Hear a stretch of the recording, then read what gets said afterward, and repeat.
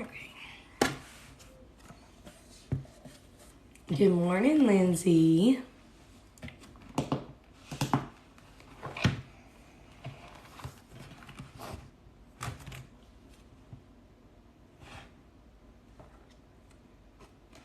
That is not where we were.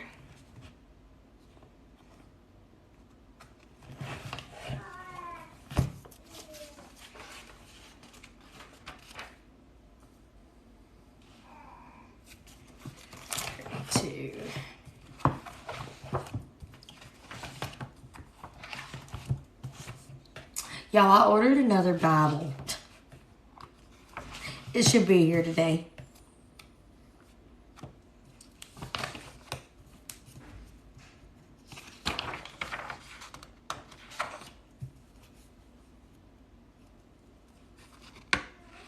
There we go. Good morning. I ordered another Bible and it should be here today. And it is a 1-year Bible, but it's in chronological order. So it's like the Bible in order. I'm excited to see what it looks like and what order it is in. I don't know. I'm excited to see it today. But you know me, always buying Bibles, 515 of them. Good morning. I'm freezing this morning, if you haven't already been able to tell. Straight up freezing. Already spilled some of my coffee. It's fine.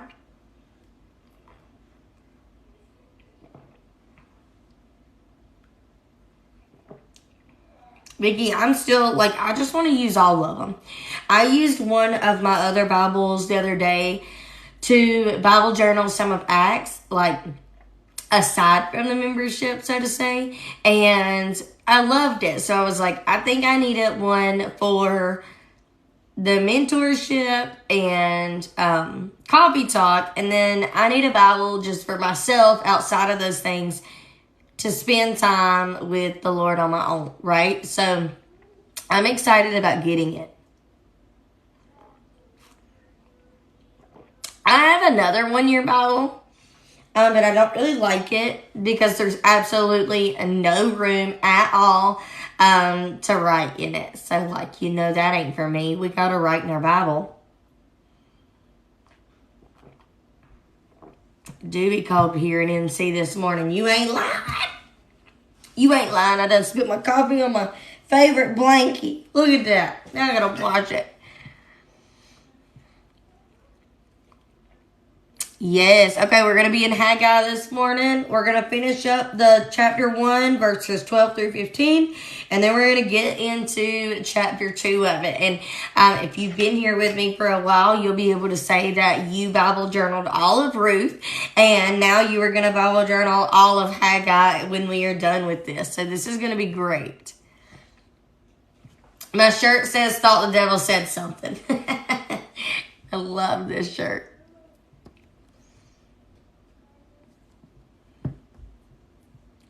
Good morning. Good morning, Riley.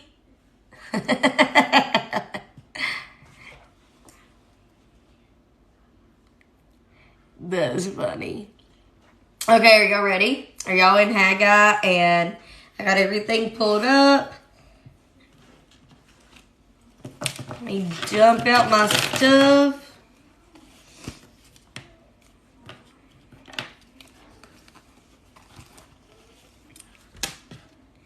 So precious. She is. No, it did not, girlfriend. For real. That is so upsetting. Maybe if you're on here all morning, try to remind me and I'll go grab it and I'll show it to you. It is in the shop. Good morning. Are we ready? We're going to start reading Haggi 12 through 15.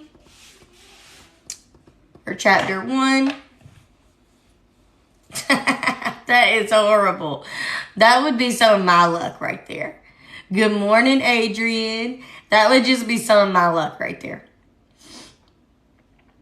All right, I'm going to go ahead and read some. I'm going to give y'all one more second. I'm going to get my commentary where it needs to be. But then I'm going to read some. All right, so there's not much commentary with it. So let's finish out chapter 1. Okay, let's finish out chapter 1. We're going to read 12 through 15.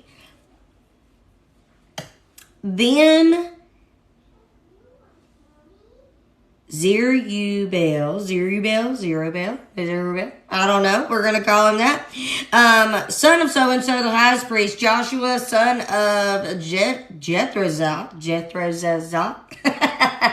I love these names.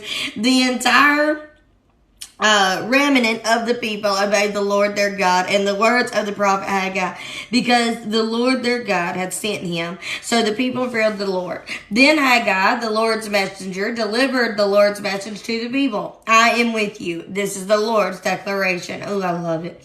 The Lord rose the spirit of that guy, the governor of Judah, the spirit of the highest priest, Joshua. We got it. We know who they be. The spirit of all the remnant of the people. They began to work on the house of the Lord of armies, their God, on the 24th day of the 6th month in the 2nd year of King Darius. I don't know, something along those lines. Haven't missed any notes. We've just been reading. Oh my goodness, that is sweet.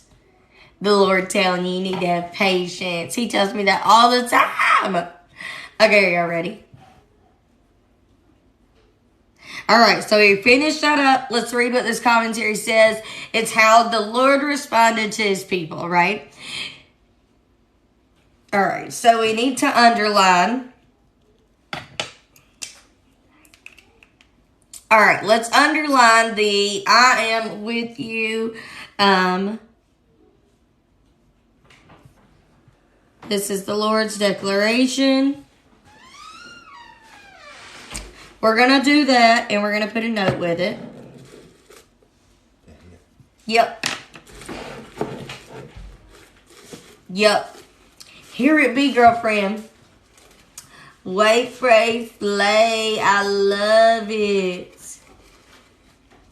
It's so pretty. Steve went and grabbed it. Of course he did. I love that God gave you him so you can work on patience. I love it.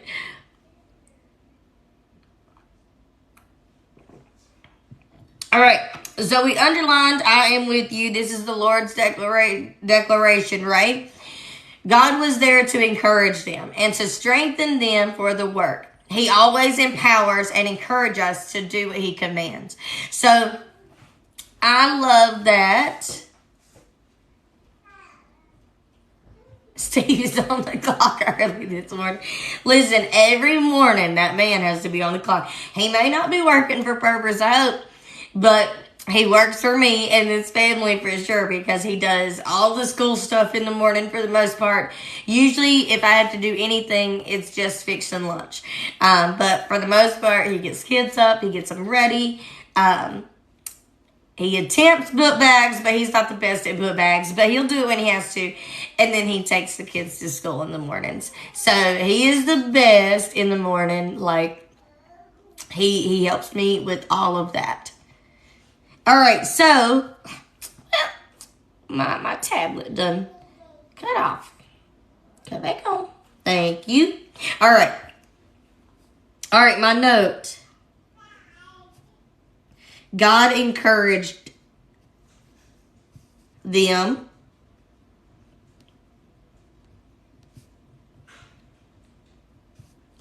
and gave them strength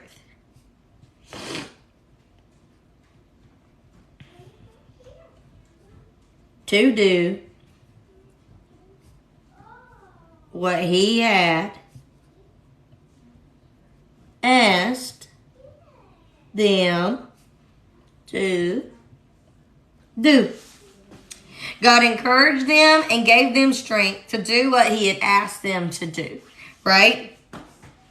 And then it said, so long for such a stirring of spirit among the people today. The stirring began with the leadership and extended to the people. Ooh, I like that.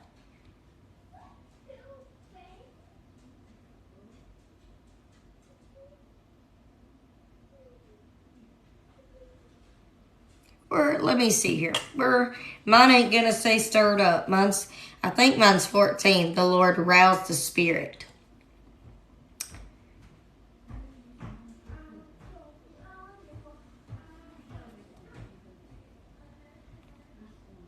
Yep. So the Lord roused the spirit of blah, blah, blah, blah, and then the spirit of all the remnant of the people. So I like that. All right, let's see. How do I want to? I love that. All right. So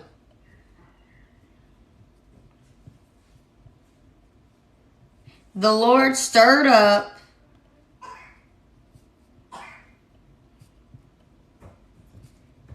the leadership. Bless you. Then the people. I love that. Because it shows you, I think that shows you a lot of things. It shows you that, no, that's going to be for verse 14. It shows you a lot of things. It shows you, again, the importance of who you're around, who your leadership is, who you're following, who you're following, who you're allowing in your circle, who you're allowing to be the leader, right? Like, it shows you that all of that is important. That most of the time, the people will follow the leader, right? Like, and listen, some people are leaders. We got to understand this. Some people are leaders, and some people are followers, right? Yes, I'll repeat it again. The Lord stirred up the leadership, then the people. And it's for verse 14.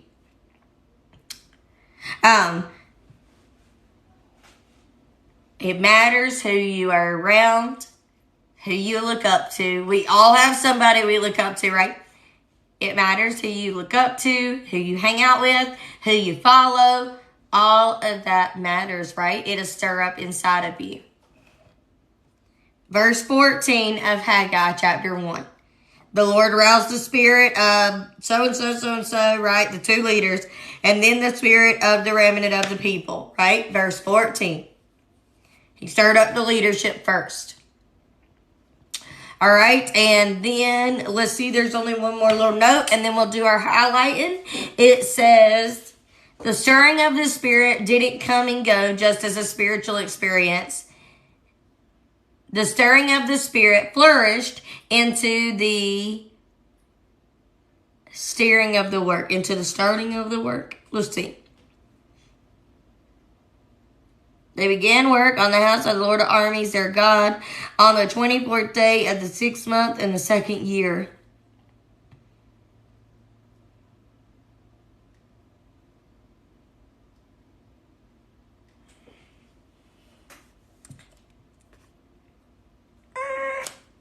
I'm probably going to leave that note. Probably just going to highlight. All right. Probably just going to highlight. So let's see here. What was my order scheme going on here? I see blue. I don't know. I guess it don't matter.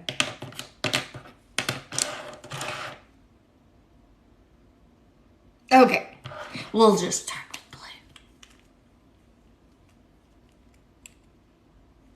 blue. Thank you, Crystal, for typing out that note. All right. So I'm going to highlight that I am with you. This is the Lord's declaration, right? With the note, he encouraged them and gave them strength to do what he had asked them to do, right? And then I am going to highlight verse 14. And then highlight, he stirred up the leadership, then the people. Right?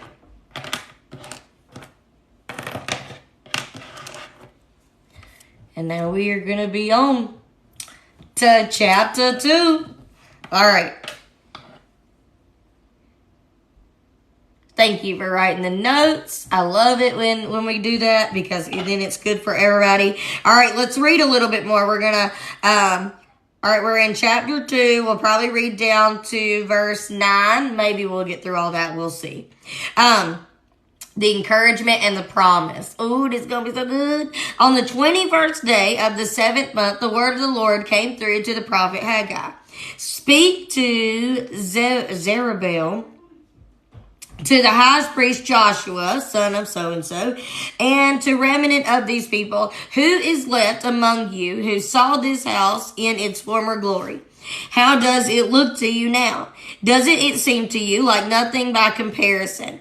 Even so, be strong, Zerubbabel. This is the Lord's declaration. Be strong, Joshua, son of so-and-so high priest. Be strong, all you people of the land. This is the Lord's declaration. Work, for I am with you. The declaration of the Lord of armies. This is the promise I made to you when you came out of Egypt, and my spirit is present among you. Don't be afraid. For the Lord of armies said this, once more, in a while, I am going to shake the heavens and the earth, the sea and the dry land. I will shake all the nations so that the treasures of all the nations will come, and I will fill the house with glory, says the Lord of armies. The silver and gold belong to me. This is the declaration of the Lord of armies. The final glory of this house will be greater than the first, says the Lord of armies. I will provide peace in this place. This is the declaration of the Lord of armies. I love it. In the commentary, it's an enduring word. Click on Haggi and go to chapter 2. All right. So, this message came in October of 520 BC. It was feast time in Israel, celebrating the Day of an Atonement and the Feast of Tabernacles, right? Haggi spoke some 66 years after the temple was destroyed. Certainly, there were some old men who had seen Solomon's temple in its splendor, right? Ezra 3:12-13 describes what those who had seen the temple, the first temple, felt like 16 years before the prophecy of Haggi, when the work of rebuilding the temple began. The men in Ezra 3 wept because they saw the temple in its former glory. When Solomon built the first temple, he spared no expense in materials and hired the best talent he could find to do the work. The temple to be rebuilt couldn't match the majesty of the first temple. The kind of comparison between the good old days and the present day, or between the work of God in various places and times, are rarely beneficial. It doesn't do the people of Haggai's day any good to think about how magnificent Solomon's temple was compared to their own rebuilding work.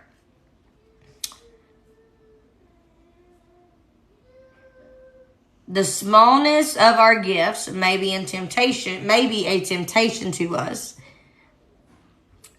We are consciously so weak, so insignificant compared with the great God and his great cause, that we are discouraged and think it's vain to attempt anything.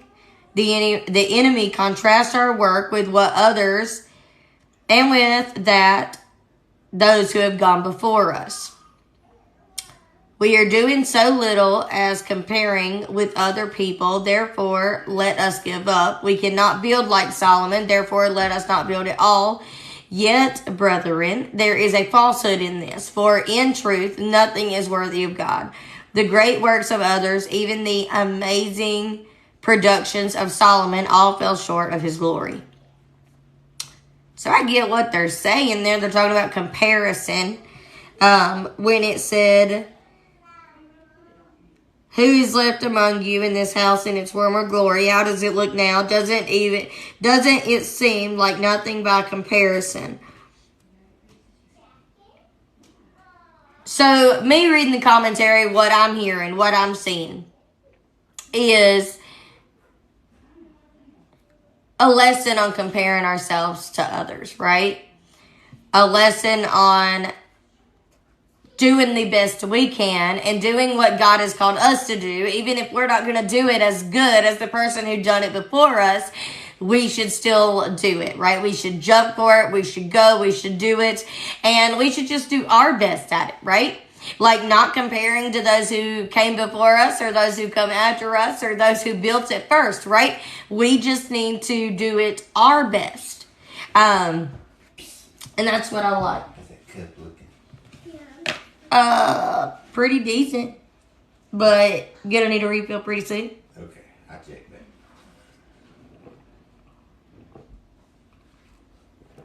Give me a minute to chug it and you'll just can come and get it. Oh, it's good. That'd be so good. All right, let's see.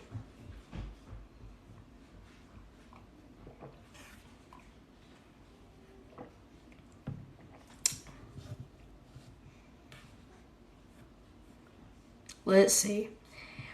The good old days in the present day are doing the work of God in various places and times.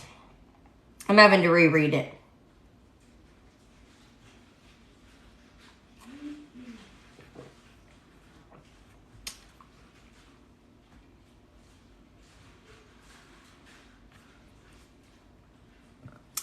So I'm going to go with what I think because that is what I think.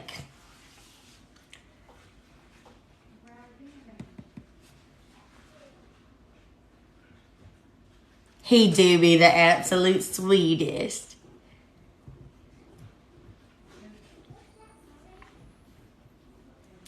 Let's see. And don't compare what we can give in material sense to God's house to what others give. I love that, Jackie. That is good.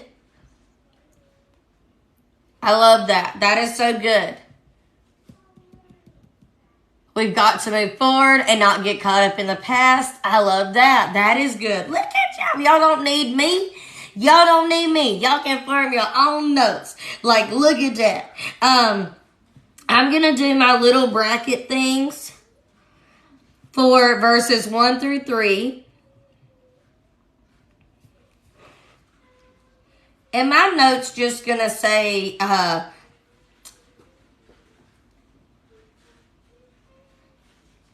think I'm going to write how am I going to do this?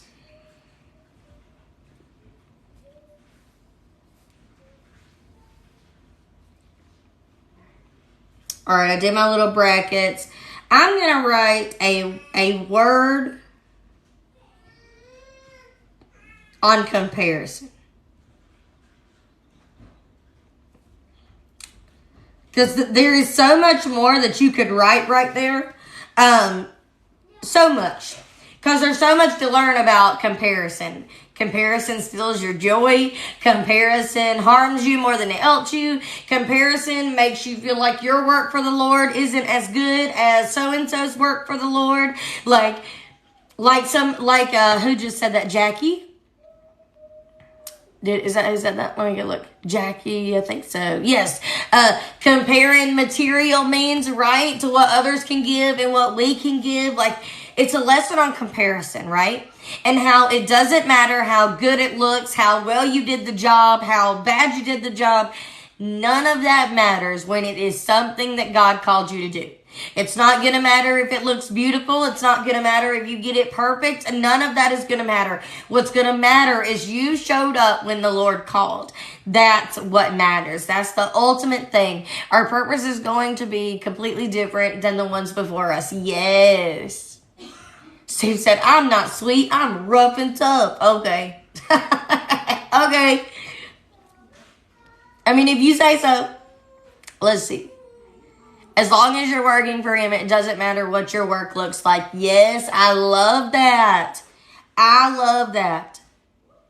Yes, this is the first note for verses 1 through 3. I love that. So that's good. So I'm going to write down a word on comparison. Y'all, my eyes are driving me crazy for some reason. And if y'all want to add some of these extra notes that everybody's been given, those are great. So totally put those down in there. Yes, don't give up when learning the Bible because someone else's journal looks better. I love that, Adrian. Yes, ma'am. Yes, ma'am. See, y'all are silly though. Y'all are silly though, because when I give y'all like y'all's little assignments or whatever, and y'all do them and post your pictures, I love them. They look perfect to me. I'm like, that's it right there.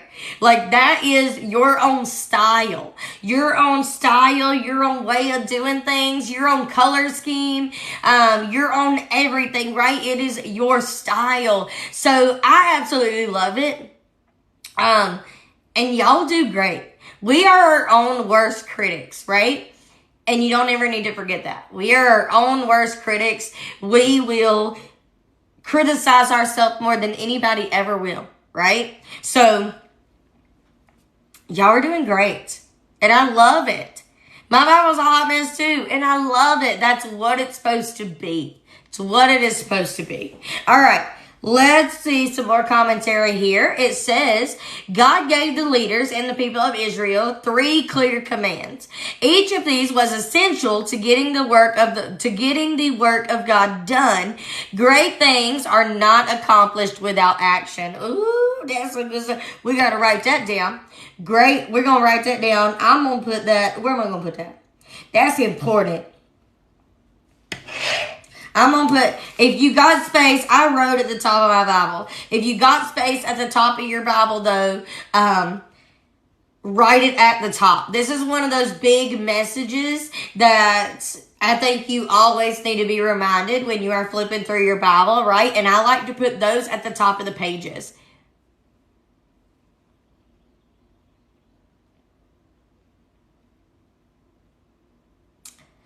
I will answer questions about Bible verses as long as I have somebody check the Bible verses and make sure it's not taken out of context before I go discussing it. Usually Steve will look at it, my husband will look it up, and he'll leave it there if it is something I need to go over. All right. My Bible is an illustrating Bible. Adrian said it's out of context, so I will not be going over it. You can't just take the Bible and pull out the scriptures that you think is going to mess it up. You can't do that. Nothing in the Bible is misplaced. You can't just take a couple of scriptures and try to defeat somebody with the Word of God, right? It's the same thing Satan did.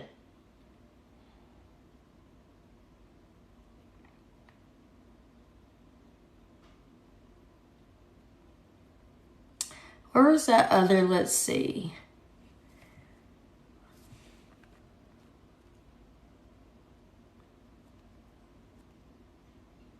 I'm running out of room. Me too. My Bible's an illustrating Bible, and I got it off Dayspring. It is so pretty, but it is going to be so much more beautiful when you write in your own Bible. Like, listen. I ain't said it yet. We got caught up in comments. Good morning. Okay, so we're going to write at the top of our Bible. It's one of these essential things. Great things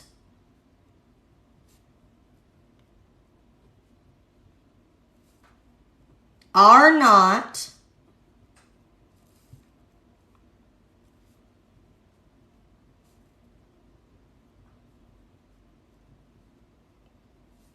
accomplished without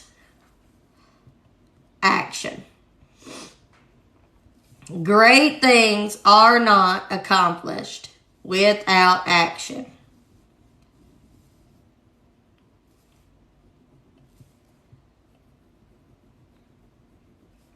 I love it.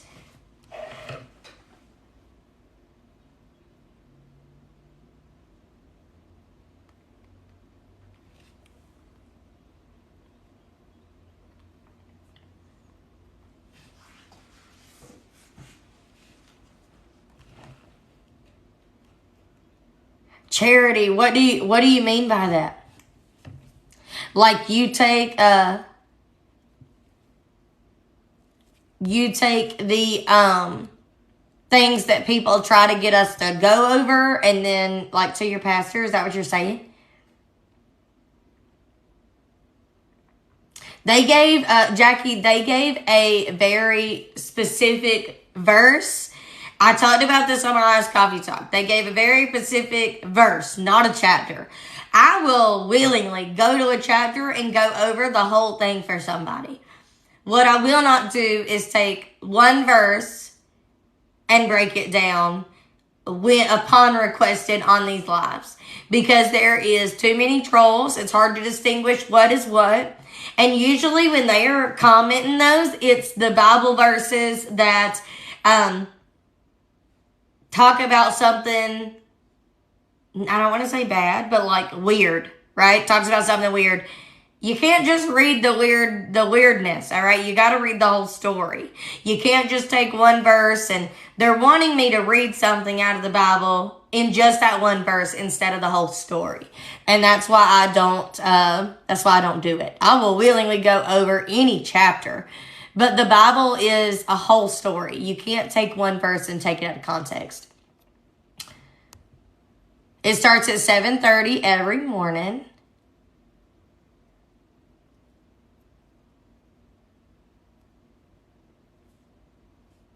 It's playing better on phone or video. Yes, because I want to know. I want to know, Charity.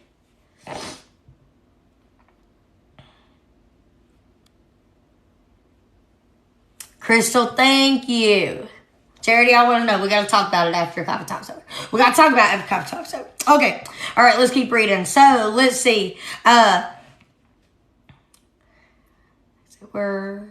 Okay. All right, so he gave 3 clear commands, right? He gave, I'm going to circle them. Be strong.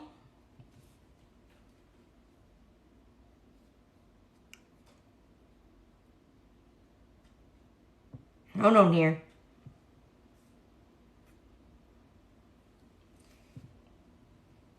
Be strong. Be strong. Right? Work, for I am with you. This is the promise I made with you when you came out of Egypt. Don't be afraid. I love it. I am going to take what I circled. I'm just going to make me a little arrow and I'm going to write, let's see, I'm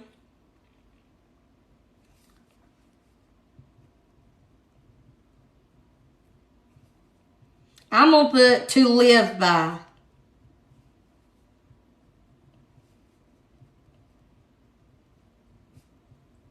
Take action,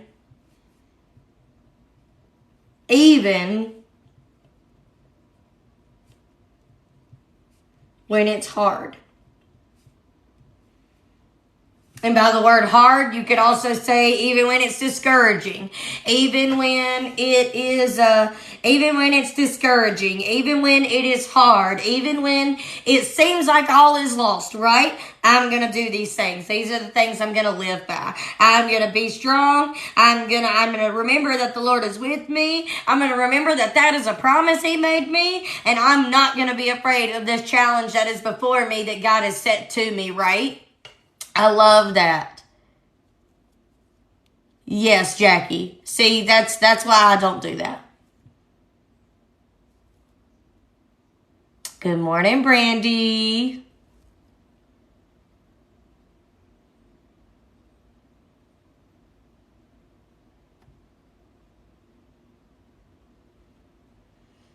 Exactly, Veronica. It would be like reading one line out of a book and think you know what the book is about. Exactly. The note I did, are you talking about the live by action or the great things? So I'll just go over it. At the top, I wrote, great things are not accomplished without action. That is the gist of this story. They didn't want to take action. They finally did take action. And now the Lord is speaking with them, encouraging them, right? So that is just one of these things, one of these sayings that I feel like it's something we need to live by. When I find those sayings and I feel like it's something we need to live by, I put it at the top of my Bible. That way, if I'm ever just flipping through, I'm going to see that, right? So I put that great things are not accomplished without action at the top of my Bible. And then I put to live by, take action, even when it's hard. That is for verses 4 and 5, where I circled, be strong, be strong, be strong. This is a promise, work, I am with you, and don't be afraid, right? I circled all of those.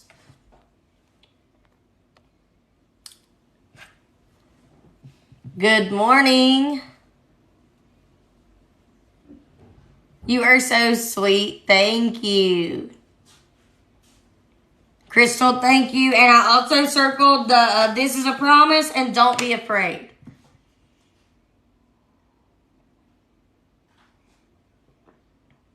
Good morning. I need more coffee, honey. Give you a minute. Okay. It's too cool for this year. Huh? You think it's too cool for this year? It's gonna get warm. I think it's supposed to get warm this afternoon. Okay. All right, let's keep going. I need to do some highlighting, but I'll do it in a minute. All right, let's keep reading. Hold on. So, the same God that did great things in the past was among them today, so they could be encouraged. Ooh, that's good. And that is, they put that with, let's see. Where's that word like about Egypt? They associated that with work, for I am with you. This is a declaration of the Lord of armies. This is a promise made to you when you came out of Egypt. So I'm just going to add it to my other note. I already got my note started right here for verses 4 and 5, right? So I'm just going to add it to that. The God that done great things in the past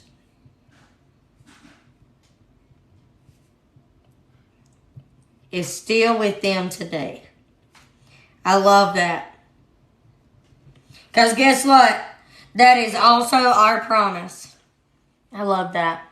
The God that split the sea, the God that brought them out of Egypt, the God that brought down the walls of Jericho, the God that let David, pick David to kill a giant, that God that done every bit of those things is still ours today. He is the one thing, He is the one constant in your life that will be completely unchanging. He will never waver from His word. He is complete and unchanging. He is the only thing that will never, absolutely never let you down. Right? The only thing. Thank you. You're welcome, my beauty. Your husband or your wife will let you down. Your family will let you down. People will let you down. Right? And we are taught to forgive them and love them and keep moving forward.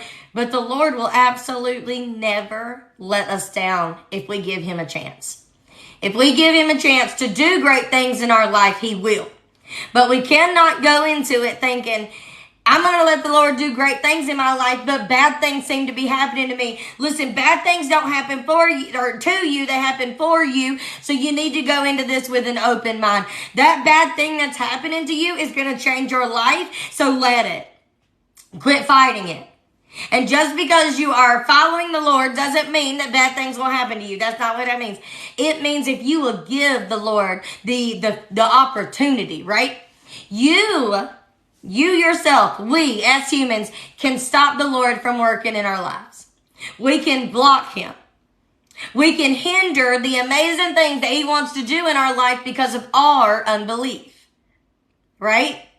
You can read all through the Gospels and see how many people missed out on the amazing things of Jesus, all because of their unbelief, right? So we can hinder ourselves because of our unbelief. So if you'll step out the way, I'll just say, if you'll get out of the way, all right, and just do what the Lord tells you to do, okay? If you'll go where he tells you to go and do what he tells you to do, and you'll do it with an open mind, knowing, hey, I might experience some bad things along the way, but you know what? I love the Lord. And you know what that means? It means that since I love the Lord, he will do everything together for my good, right? Because I love him, because I'm for him. So he's going to be with me. And a giant wasn't too big for David, and a wall wasn't too big for Joshua, and a sea wasn't too big for Moses. So this isn't too big for me, right? So this isn't too big for me. I absolutely love that. Sometimes you got to get out of your own way, right? Sometimes you got to get out of your own way, and don't think that just because you're doing something for the Lord, it ain't going to be hard, and it ain't going to be, and that it's just going to be easy. Nothing's easy. Absolutely nothing. Nothing. Getting up in the morning's even hard. I mean, I'm not even a morning person. Getting up in the morning's hard, but I'm going to do it anyway. Right? I love that. Because what we do, great things are not accomplished without action. I love it. Yes, Jackie, I love that. God doesn't call the bad things. He allows them. It's how we react to them. I love that. That coffee's so good this morning. Let's see. Doing things for the Lord can be harder than doing things. Wait, man. Can be harder than doing things for the world sometimes. Do them anyway. Yes. Good morning. God never said it would be easy. He said it would be worth it. Yes, I love that saying.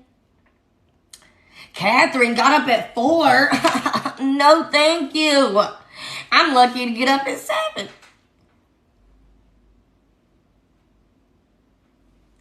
Through the bad things, we are allowed to see his power. Yes. Now that I love. Yes. Because that's like my exact story. Yes. Hi, Puerto Rico.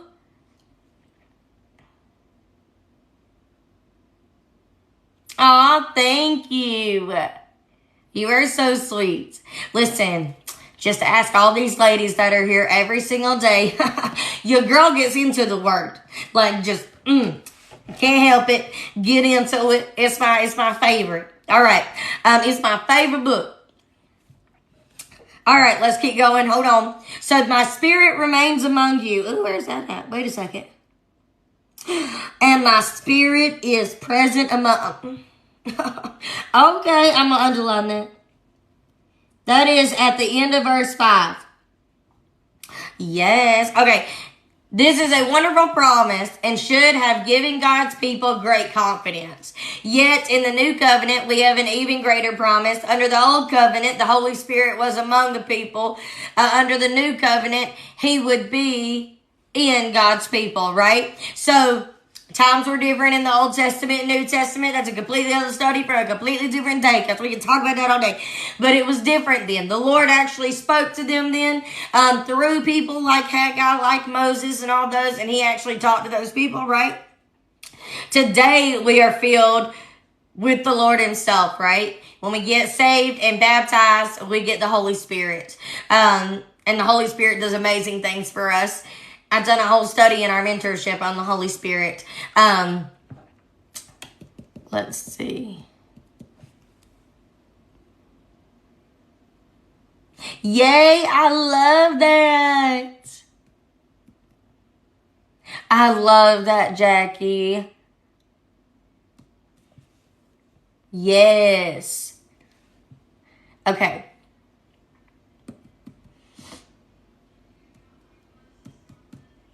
She was on one last night, but it wasn't a packing one. Weren't you there too? I was making things. Okay. I love that. Okay. My spirit is present among you. Thank you, Lord. Thank you, Lord. All right, let's see. What do I want to write down? I'm just going to simply put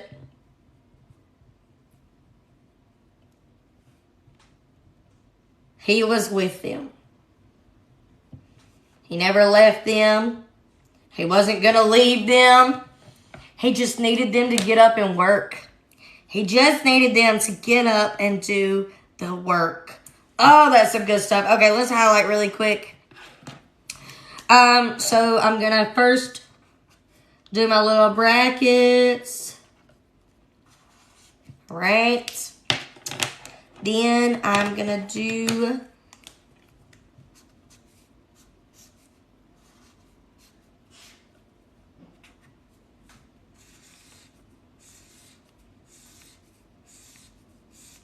all right, that one. All right, let's keep going here. 6 through 9. Let's see. The last note went with verse 4 and 5.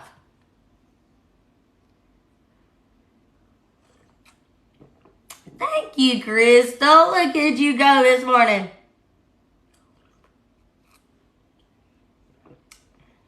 Coffee is so good.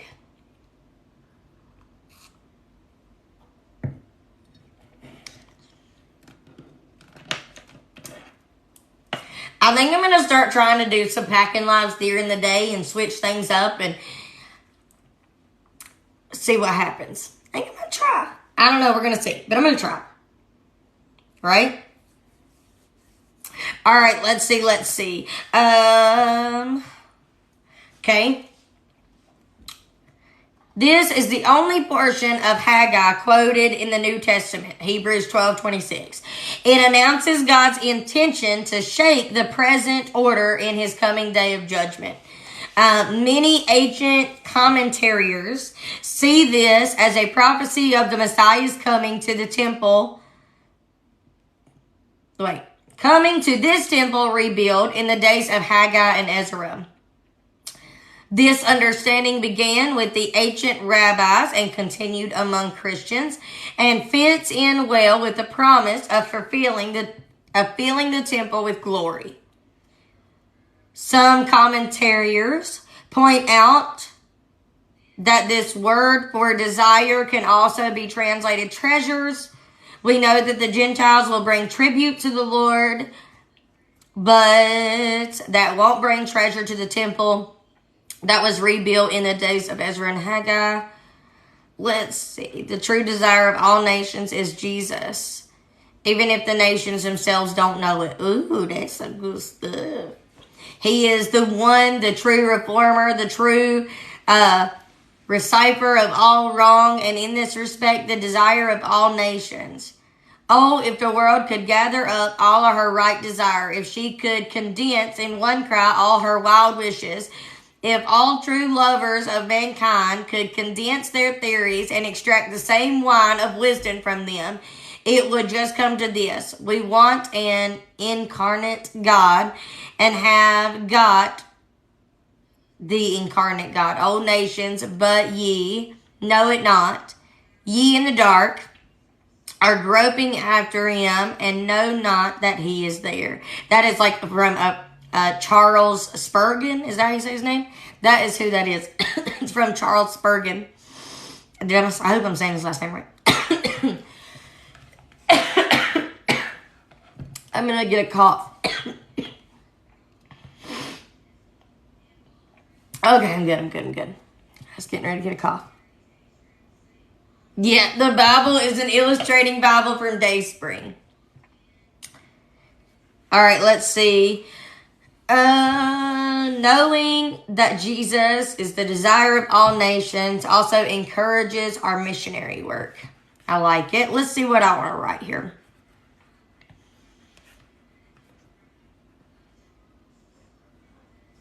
All right, let's write this.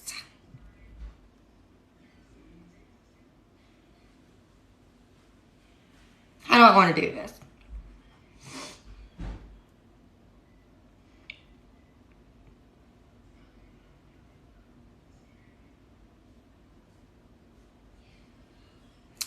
I think I am going to write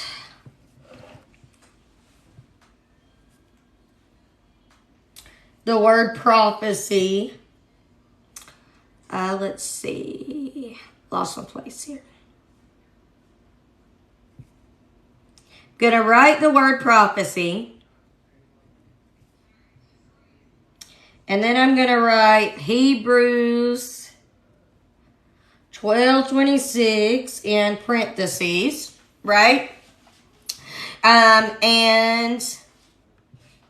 I'm gonna write some prophecy of the Messiah's coming.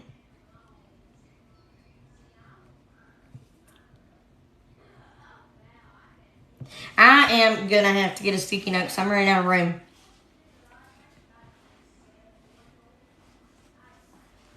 I just have no idea how to pin it. Like, you know how people make their own comment? Like, I was watching somebody's live the other day, and she had herself made a comment and pinned that comment. And I'm like, how you do that? I don't know how to do those things. Like, because I want to do it on my packing lives, and I want to do it when we're doing Bible journaling lives for my thing, but I have no idea how to pin those things. I mean, just at all. I don't know. I don't know how to do that. Yes, Catherine, if you can figure it out, that would be great, because I have tried, and I do not understand. Well, it says interact right here. What's that button do? See, it says lightning Q&A, which is randomly choose topics to discuss. A text poll, so we could do a poll, and like a quick poll where y'all could vote in the comments. Look, oh my goodness, guess my age, LOL. We're not doing that. Exit out of that. Done answering this question? Yes. See, so it didn't let me pick nothing. So I don't know. I don't know. I don't know how to do that. I can't make my own comment though. Like, it don't give me swipe left, she says. It's just showing me comments, and it still don't let me swipe back. It still don't let me like pin it.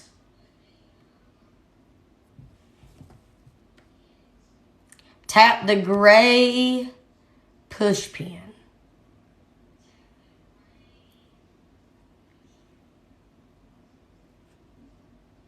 Ooh, charity, yes.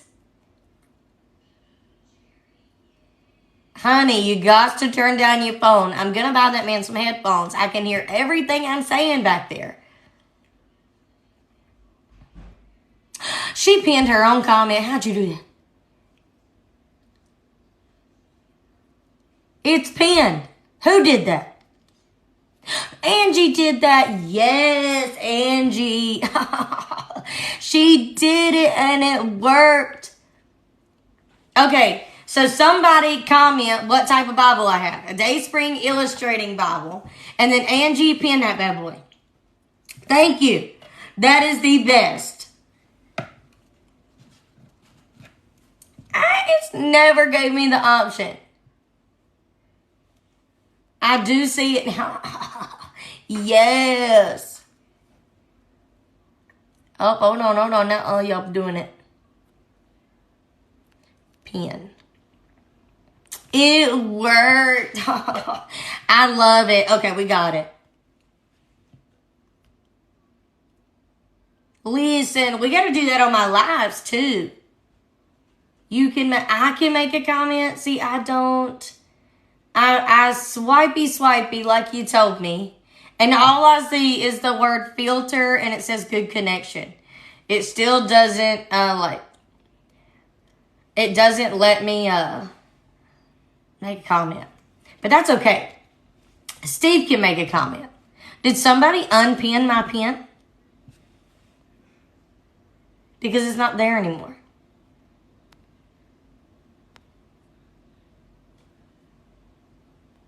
Let me pin that again, and then I will do I'll tell you my things. It didn't let me do it. Oh, it's counting down. So that's why it goes away. It does it for 18 seconds. Literally 6, 5, 4, 3, 2, 1. I bet it goes away. So I don't know. Hey, sweet girl. So I don't know. So my note was a prophecy of the Messiah's coming, Hebrew 12:26, and that is going to go with verses, let's see, 6 and 7.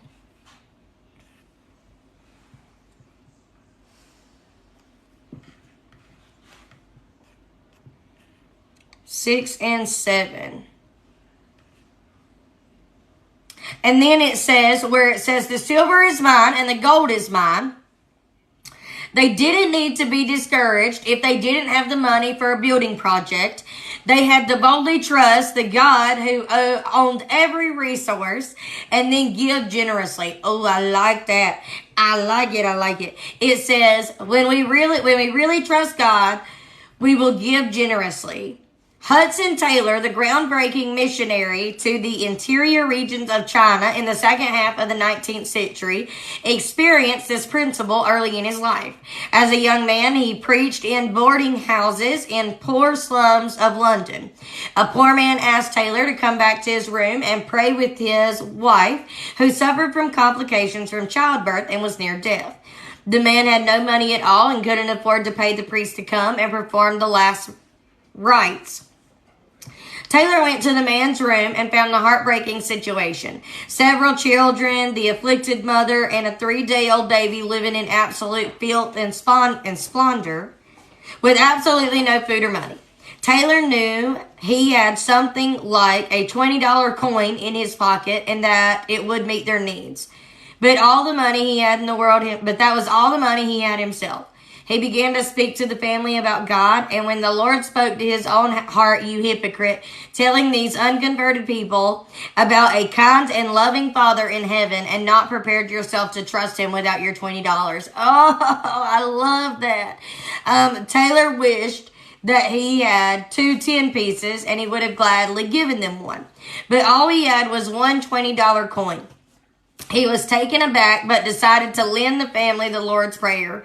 As soon as the words, Our Father, the Lord convicted him of, bless you, of his hypocrisy again. He struggled through the prayer under tremendous conviction and then gave the father the $20 piece. That provision saved the life of the mother and rescued the family. The lesson is plain. Knowing God provides for us makes us more generous instead of less generous. I don't have to give to their need because God will provide for them some way. Is it the way to be? I love that. Hey, Mama, when we get off of school, can you go to see if you can go to, like, you know that store with the medicine that has nails? Like children nails. I want some. Okay, honey, go eat your breakfast. I was working. Go in there. Shut my door. I'm studying. You need to just. She's gonna drive me crazy. She's asked for roller skates and nails, and we went into look, and she ain't even listening. I ain't even listening. Like I can't.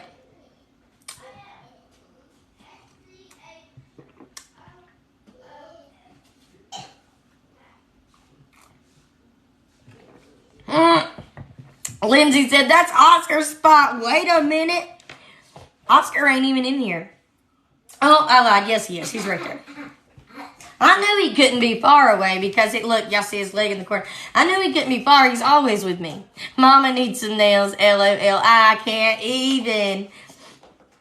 Listen. She's always wants something. Okay, I'm getting hot now. Okay. All right, let's see. I love that, though. Let's see. So I'm going to underline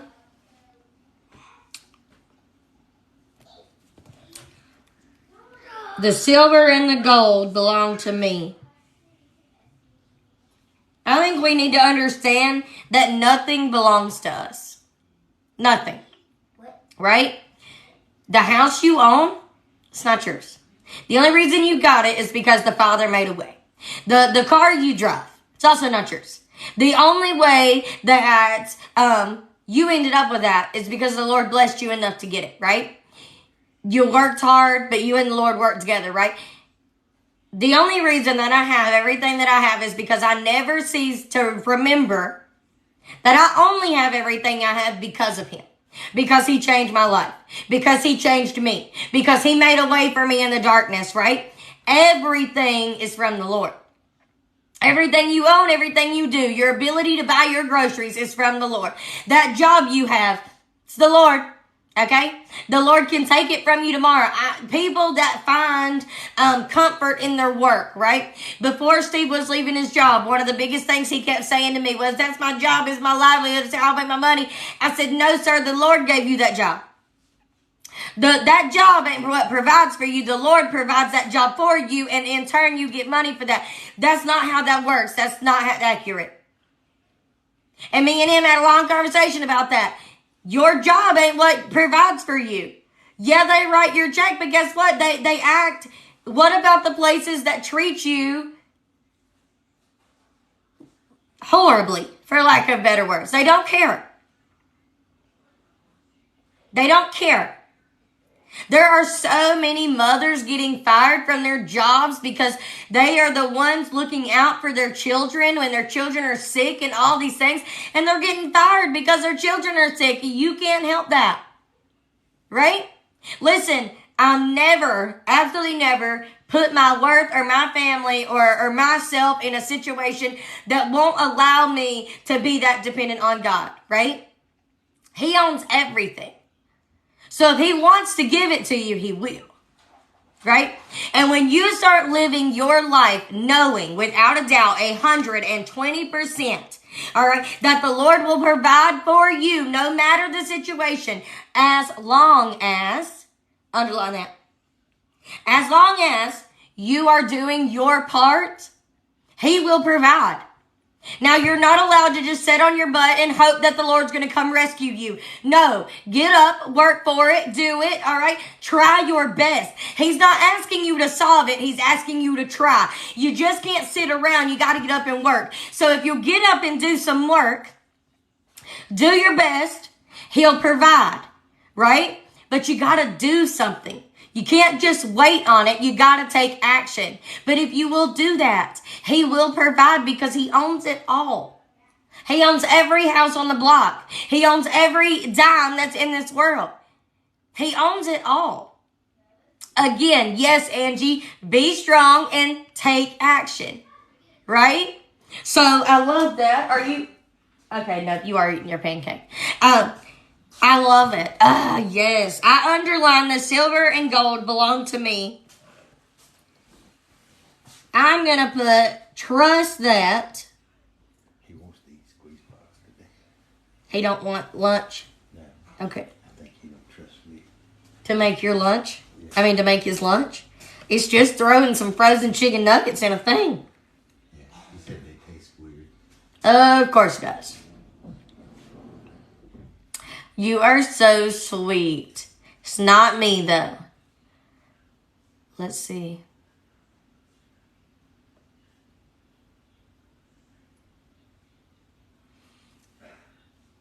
Angie, He owns everything. Yep. Trust that. That's exactly what I was getting right. Trust that He owns it all. Right? Trust that He owns it all. He ain't going to let you go without. You can connect this promise, right? You could absolutely connect this promise with what I always say about financial things, right? When I used to be in a financial bind, I always reminded myself, if the Lord can take care of the birds in the air and fend for them, then He's got me too. I may not have all my wants, but I have my needs. He promises to meet my needs, right? The silver and gold belong to Him. Add that to the end of that promise. He owns everything in this world. If he wants me to have it, I'll have it. And if he don't, I won't. And if it's not the right time, it's just not the right time. Okay? You've got to remember those things.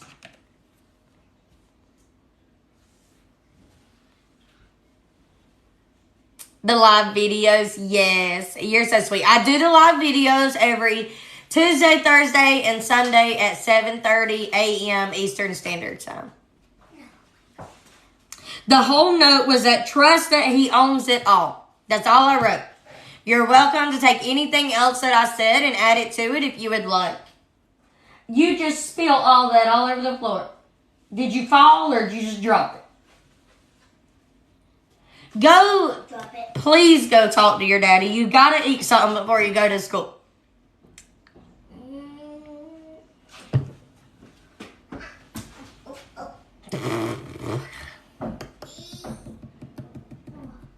I love that the verse says, seek first the kingdom and his righteous, then he will supply. I like it.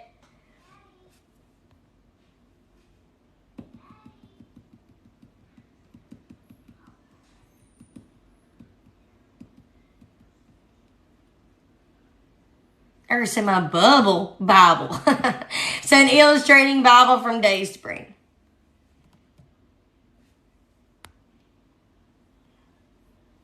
Yes, I will post my notes in the membership after the live. All right, let's see. Because I'm just going to have time for charity. Charity, do you still got time? We need to do this. Let me finish these couple of notes right here, and then we'll pause for the day. And we'll get Charity on here. All day? Okay. All right, let's see.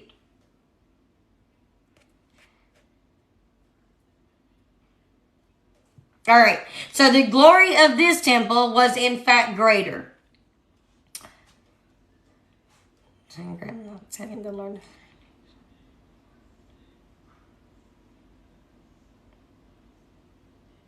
So, the glory of this temple, in fact, was going to be greater. First, Herod remodeled the second temple into something greater than Solomon's temple. So, they built the foundation. That is some good stuff. They looked at, they looked at it, and it wasn't as pretty as the first one, for lack of better words. Okay, are y'all with me? They looked at it, and it wasn't as pretty as the first one that Solomon built. But the Lord encouraged them anyway. It was like, don't compare. Don't compare. It's going to be fine. And now he's reminding them, this little bad boy that you don't think looks as good as the first one is going to be greater than that one. Okay. And then, and they can't see it yet, and they don't know it yet because they don't know what's going to happen to it. But it's going to be remodeled. All right. And then Jesus is going to personally visit and worship there. All they had to do was be strong, do the work, show up for it, and to think in chapter 1, they tried to give a spiritual excuse not to build it because it wasn't the right time. Listen, do y'all hear what I'm hearing? Do y'all see what I'm seeing? Oh, that is some good stuff. Who is the, let's see. Some scholars say the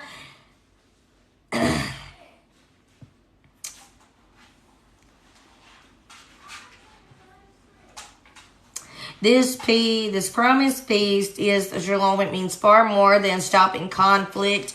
It is establishing a lasting righteousness order. I like it.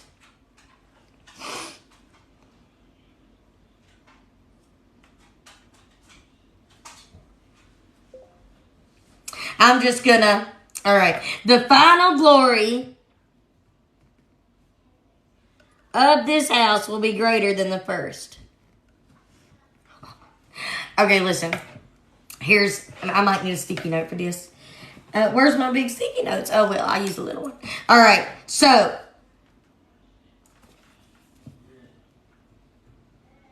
All right. Hey, babe. You need to quiz Ethan on his spelling words while y'all are going down the road or something. All right, so the house didn't look as good as the first. Totally just heard Emma. Wonder if y'all did. It didn't look as good as the first.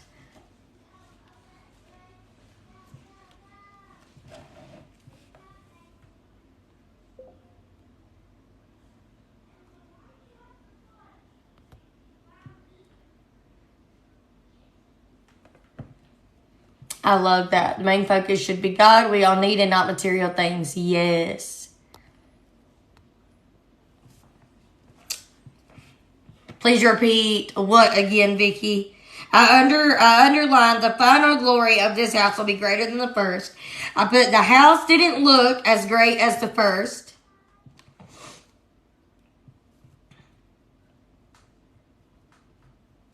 But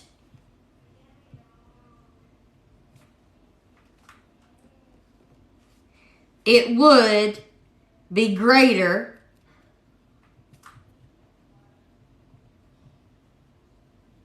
than the first. That is some good stuff. That is some good stuff. Man.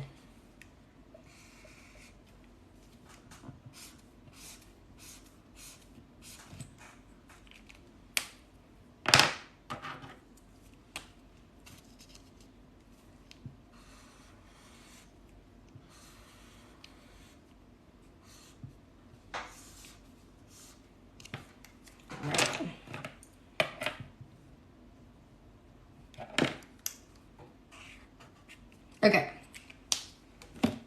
We're going to stop there for the day. Charity, how do you, it always tells me that you can go live with me and I can invite you, but I have no idea how to do that.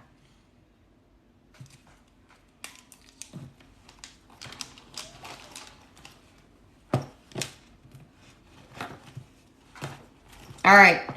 Yeah, some good stuff.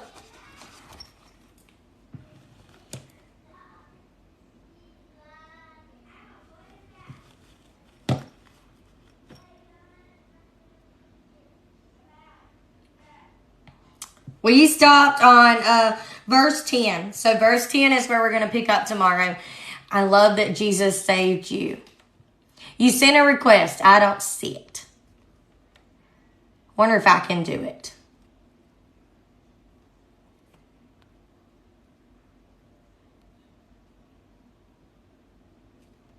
Nope. No. Oh, wait. Yes. Accept. Says it's connecting. Okay, hold on. Let me figure this out. I've never. Oh, look at that. Love it.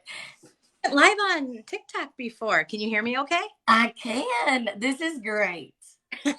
All right. So I didn't want to interrupt coffee talk at all. But I talked to a retired pastor. He actually retired right when I joined the church. And so I haven't been going because I absolutely loved him. And he comes and sees me once a week. Well, I've been struggling with some things, and some of them are, I wouldn't say I'm struggling with them. I have questions about them. When people come on to your TikToks and they say, well, what did this mean? And did you read this? And I know I've asked you a couple of times, like, what did that mean? But there's one that's going around, and it is, if Adam and Eve created everybody, then why is there different races? And he said it the best. Like I was reading the comments, and because I'm newly saved. For anybody that's on here, I'm newly saved. I was saved at the beginning of the year, and I've been with Kelsey ever since. And so I asked him, I said, what does this mean? And he's like, that's easy. Genesis 10, it explains there was clans. There's one race, the human race. And then God divided. And so I wish somebody would have came and just said that in the comments. But nobody says that. They're like, yeah, I want to know how he did that too. And everybody always has a doubt, but it's because they don't study the Bible. They don't know Yes. stories. And somebody comes on to these TikToks and they're like, I'm sorry, my dogs are being naughty.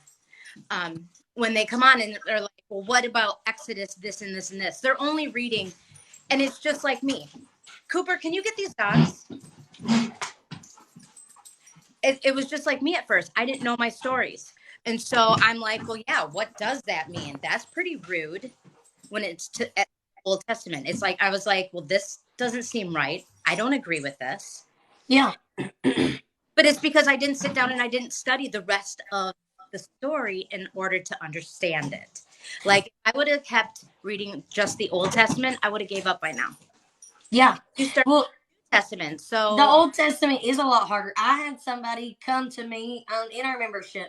They were too scared to post it in the regular membership because it was a pretty bad story.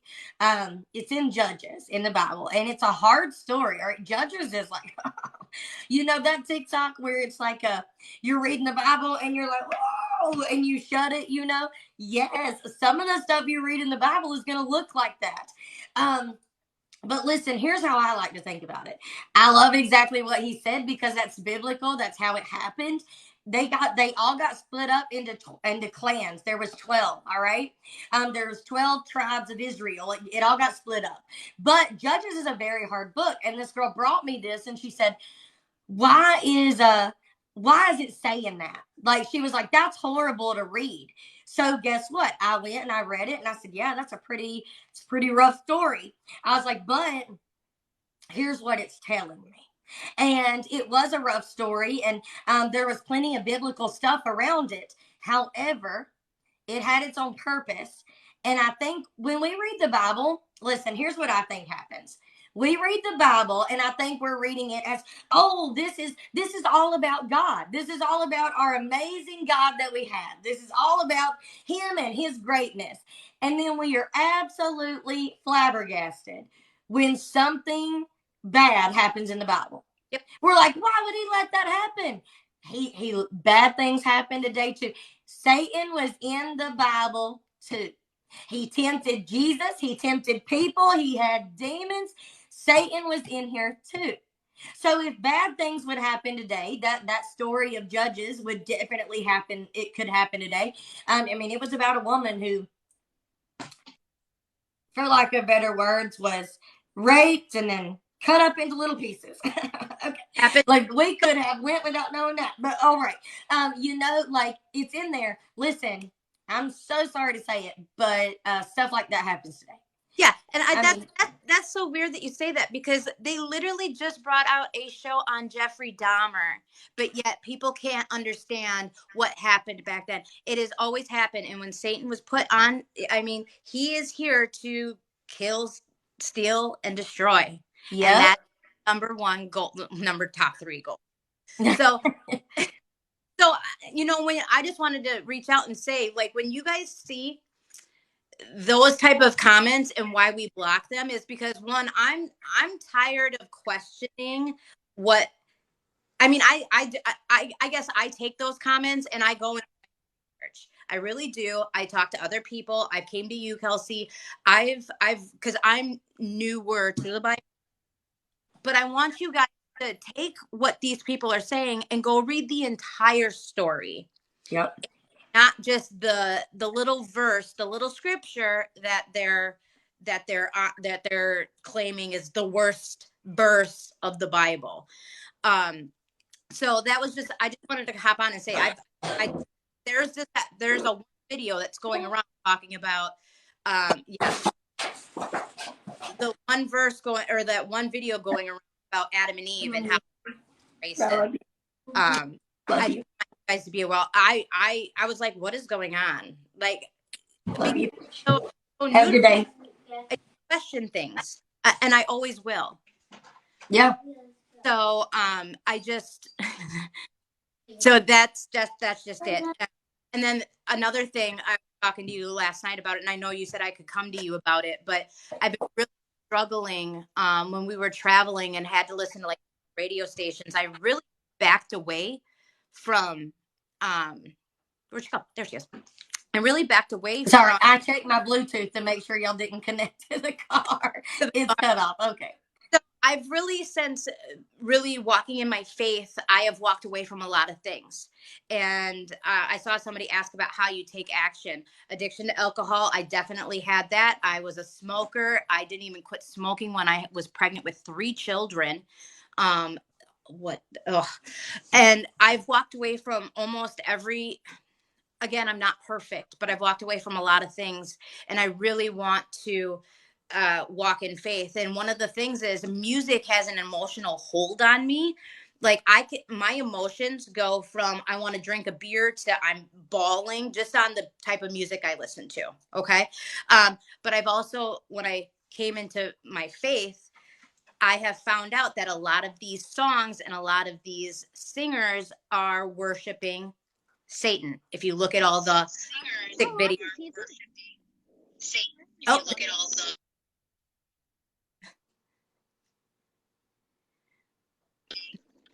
we good? Okay, we're good. So I'm really paying attention to things that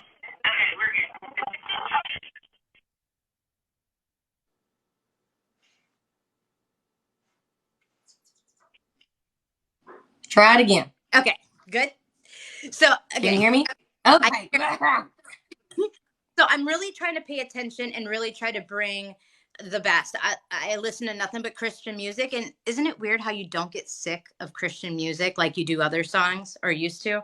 Anyway, so I'm really paying attention to that, but I really, again, want to walk the best way possible with God. I've been boycotting a lot too. Here's the thing is I've really, because I'm not into Halloween and all this, I'm having an issue with paganism. And so I've been doing a lot of studying on paganism, and coming to find out, again, I'm newer, and I didn't know that a pagan actually worships more than one god. Mm-hmm. And a lot of your holidays are based on paganism. Yep. And so the stuff that I have brought my 12-year-old up on is now like I have to, hey, I'm sorry to tell you, but this is this and this is that. Like, so I'm learning a lot. And so I know that you have all these studies, but one study I would love to do is paganism, because I want people to understand. And obviously you're your own person. You're going to do what you want, but just like cutting down a tree, listening to a certain type of music. I mean, there's so many things that I am learning, and I wouldn't say struggling with, but you were just talking about how sometimes you have to give up stuff in order to walk in your faith, and I'm learning I have to give up a lot. Yeah, you do. And I mean, being so we totally can do like a little study on the paganism thing.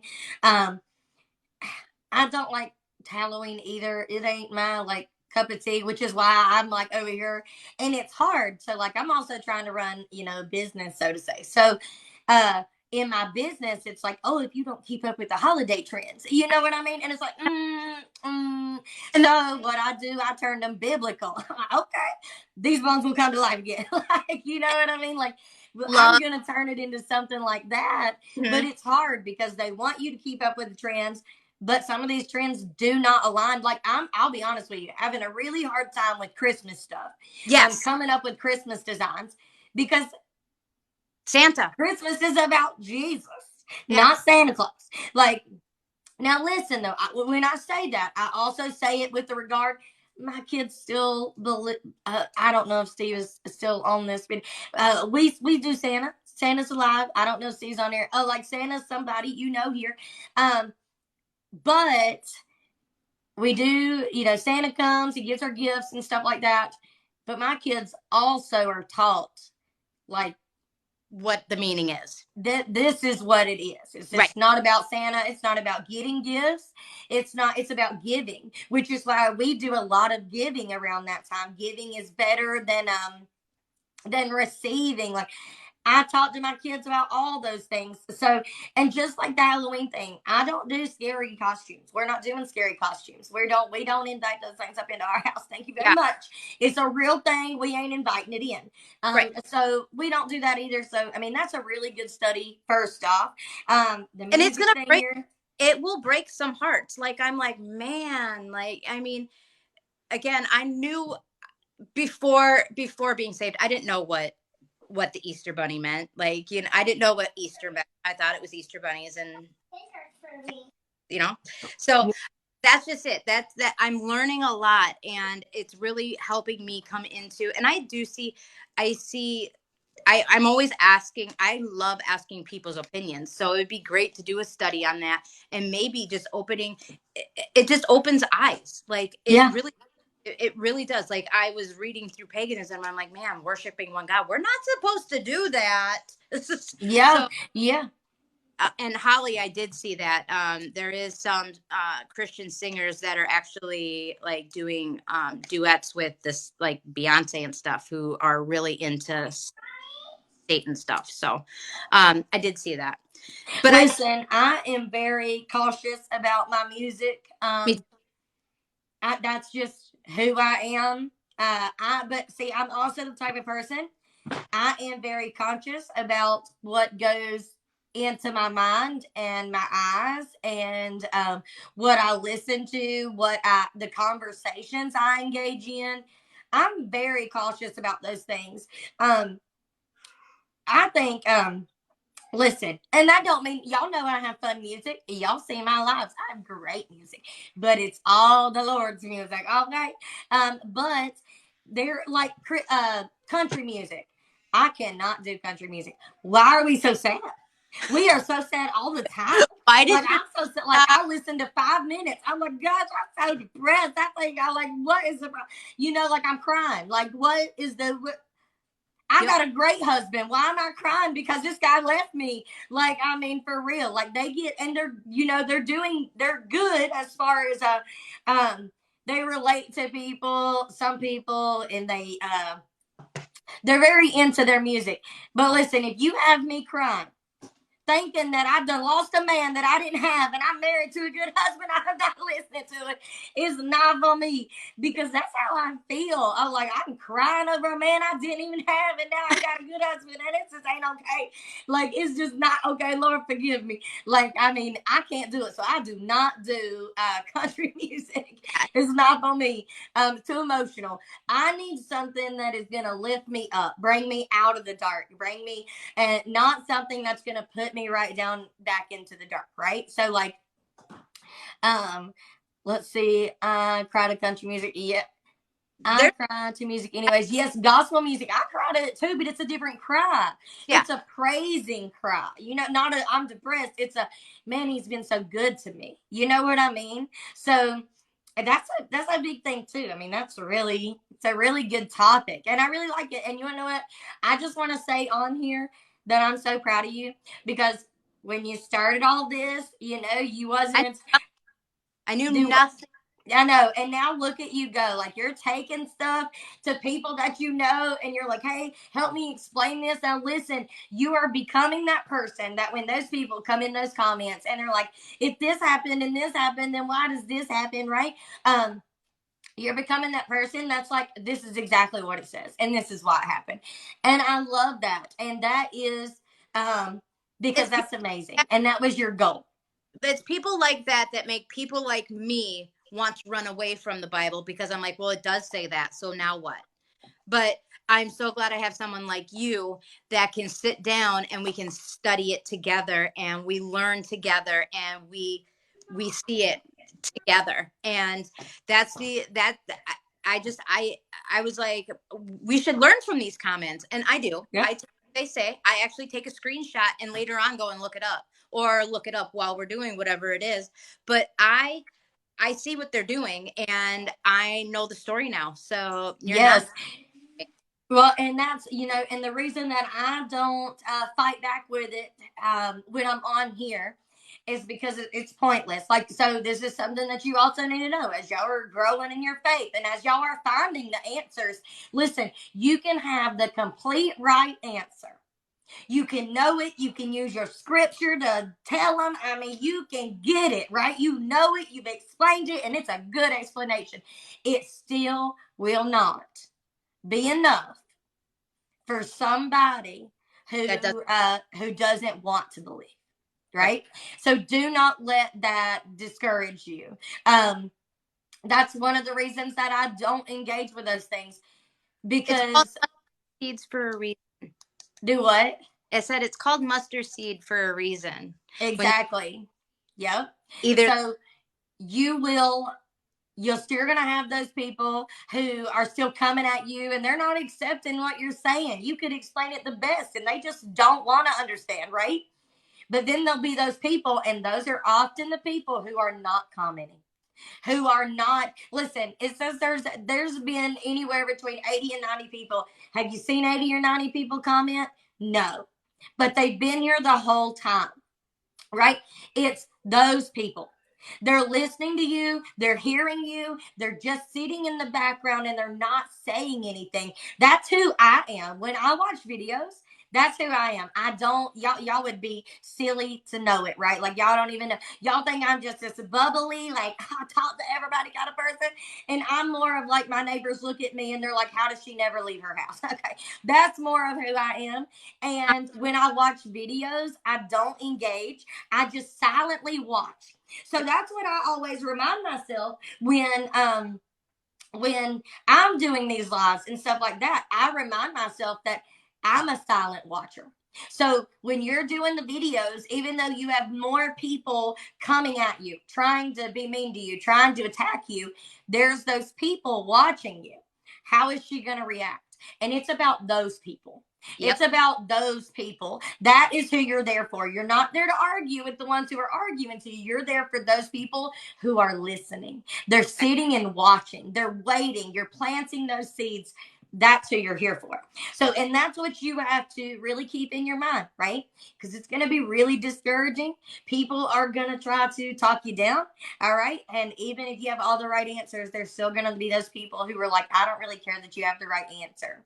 You Yep. know what I mean? So, um, Ashley, just stick with us. You'll become stronger every single day. listen, I love that you can see these comments. I was wondering if you could. Yeah, I know. I was like, man, I wish I could be in my faith. Like when I saw Kelsey, I'm like, man, I just want to be like her. I want to journal like her. I want to understand like her. And I just kept watching you, and here we are today. And I don't know all the stories, but oh boy, am I learning. So. You are, and that's the point. Yeah. That's the point. Listen,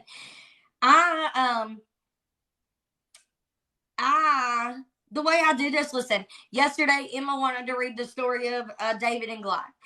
I know where that's at, but I don't know exactly like I can't just open my Bible right up to it. Like, I'm not exactly there yet, being like, oh, that's exactly where it is. So, but I know the story. Like, I know the story so good, I can tell you from the beginning. I don't got to know where it's at, because I can tell you right now, oh, the Lord, he chose this man, and this man was not going to be chosen, right? Like, I mean, I can go all the way into like where David started to defeating the giant, and I can get hyped up about it and I can tell y'all about it. But if I need to get it in, if I need to figure it out, I'll open it up, but I gotta flip a little bit to figure exactly out where I'm going, right? So it's a whole learning thing. One day I want to be able to do that. One day I want to be able to open it up and flip right to it, right? Let's see. So children die of hunger every day, 175,000 a week. I mean, we are all given, we also have the choice to believe and not believe. So we're all given a choice. We all have to go in our different directions. And that's what us Christians are here for, is to help provide for the ones that are hungry and for the ones that are naked. So that's what we try to do every single day. But yes, I agree to that. And I also got this view of it. Somebody going to be with the Lord is delivering them. I'm not saying dying of hunger is the way you want to go. I'm not saying I want those children to pass away or die or any of that. I think they'll be dying way too soon. But you know what? Um, People that are ate up with cancer and then they die, they didn't die. They are not dead. They are delivered. Yep. They are in an eternal place now that is so much better than where we are, right? Um, Death isn't a bad thing. No. Death is being delivered. And you changing my view on death changed the way that I react to people dying. But death isn't bad. Death is wonderful as long as you are a child of the Lord, right? Yeah. Ashley, I just want to say that you say that you're a preacher, you're a preacher's kid, 36 years old. I want to tell you, I see that so much where somebody is brought up in a preacher home or a pastor home, and they're just looking for a relationship with God. And I can tell you what, it's your own experience. Nobody can tell you what to believe and how to believe it. You have to walk in your faith and do what you feel best is for you and nobody else. I was brought up.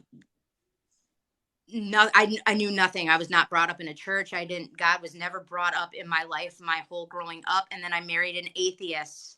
So, I mean, I just had to start it. I'll tell you what, when I was saved, it was hard with my husband. But here we are. And now he sits down and reads the Bible every night. So I will just say that you just need to start walking in your own, just pick up the book and start reading, or hop on these coffee talks, because it will help tremendously. You'll find it. Yes, I love that. And I just want to address that comment. Unless you're a sinner, yes. That's what I meant by as long as you're a child of the Lord. As long as you're saved by the grace, okay, through faith, okay, of our Lord Jesus. All right, that is what death ain't death, it's being delivered. But I love that. Yes, like I am. You I know, but why that's do the reason I have a certain teaching style. That is the reason that I teach the way that I do. It's the reason that I do things the way that I do them, because I don't like. I went to church a lot when I was a kid too, and I think a preacher, like, okay, personally, my kids. Let's just use me as an example. I do this every day. Okay, if I wasn't doing it with my kids, if they wasn't hearing me teach it, if they're not hearing me say it, how are they going to learn it? You know what I'm saying? But my kids like listening to me as much as Steve does. And Steve is who set them the mark of we got to watch Mama in the mornings, because that's what he does. He's like bringing me coffee and watching me on his phone. So weird. But he set that note for my kids. So now my kids are like, I want to listen. When they listen, what do? They learn. My son can give you facts about Moses better than any Bible story can, like kids' Bible story can, right? And it's only because me and him, he'll learn about Moses. He'll say, "Hey, Mama, what happened right here? How old was he? When did he do this? How did this happen?" And I'm like, "Hey, let's look it up together, son." And we do. And now my son can tell people the story of Moses in such great detail that it's like, how does this little kid know this? Like, you know, but it's all because that's my teaching style. I don't think we just need to know that Noah was put on Noah. God sent the story they tell you. God sent Noah to build the ark. He loaded it with two of every animal. The rain came, the rainbow came. Okay, he sent out the bird. All right, yada yada's done. Okay, what about the backstory? What about the people who didn't believe in it? What about how hard it was for him to actually do it because people thought he was crazy? What about how hard it was? Like, you need the whole story. Does it bring an amazing promise? Yes. But did it start out hard? Yes. Like, and I think you need to know that it started hard. Like, I think you need to know the whole story to really get the full picture. That so dog. Let's I see. have to chime in, and I'm sorry for taking up your time, but this is such a great discussion because I'm seeing everybody like I'm brand new. We got Ashley in here, a preacher's kid.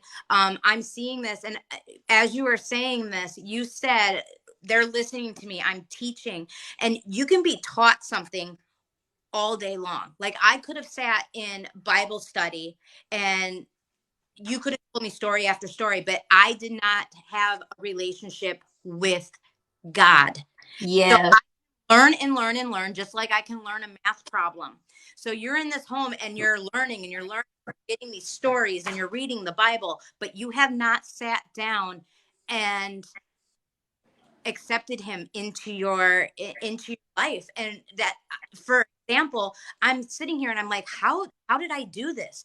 I went out into my porch one day, I raised my hands, and I felt like I felt him touch me, and it was all over from then. I was saved before that. I had no idea what I was doing. I had no idea what being saved meant, but I went out and just I put on a song and I raised my hands, and it felt like he touched me.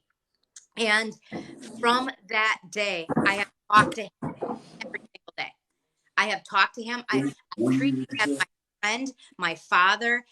I tell him everything.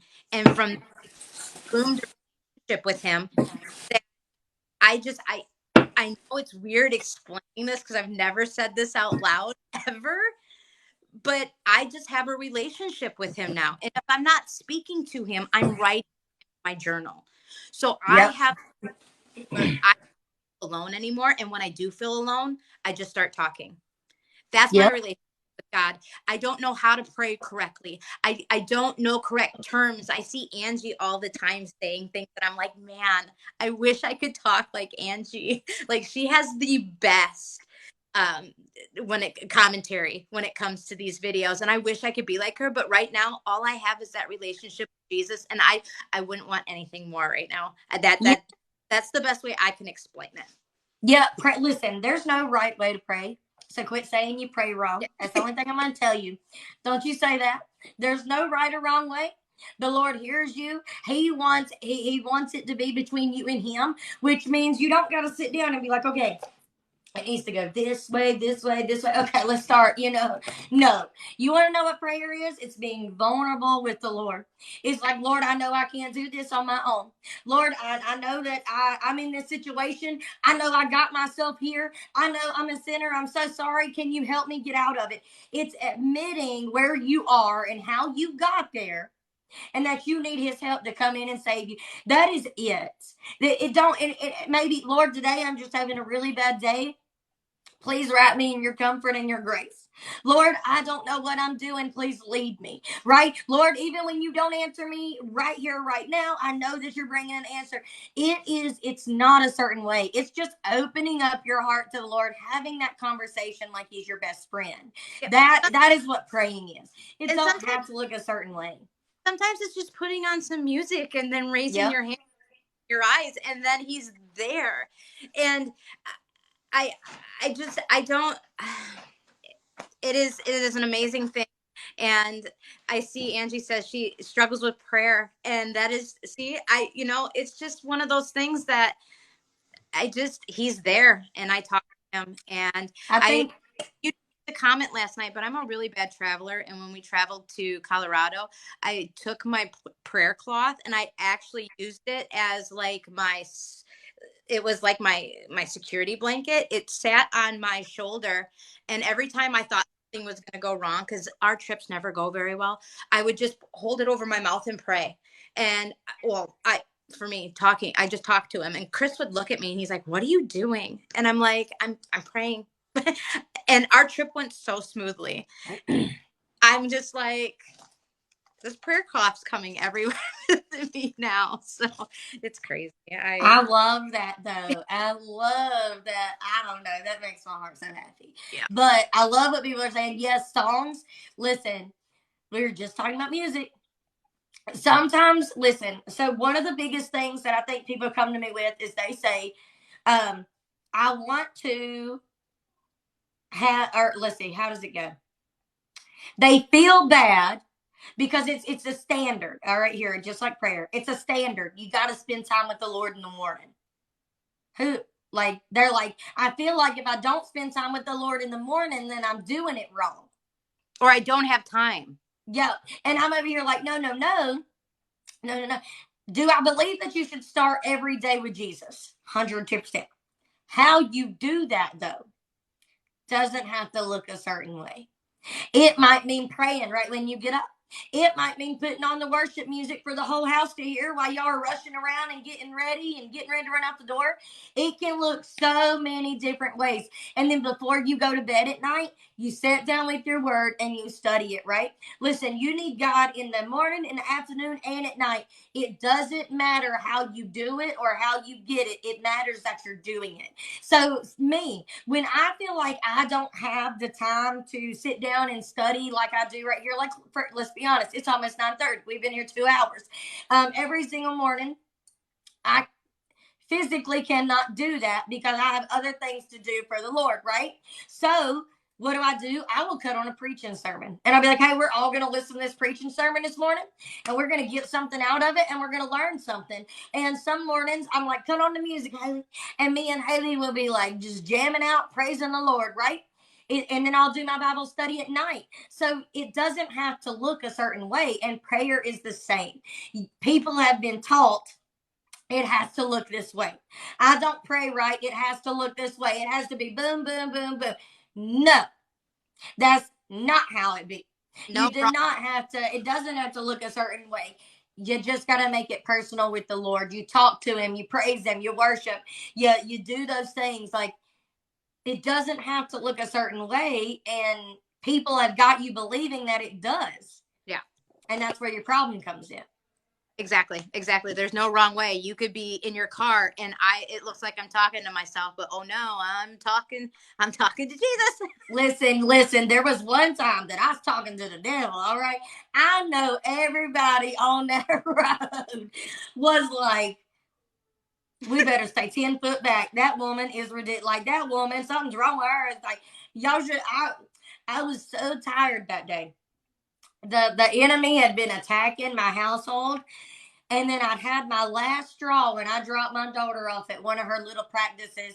And she started crying because her little body was so consumed with worry and fear of not being good enough. Oh. And she is 7. Yeah. And I had my last straw. So what did I do? I turned my worship music.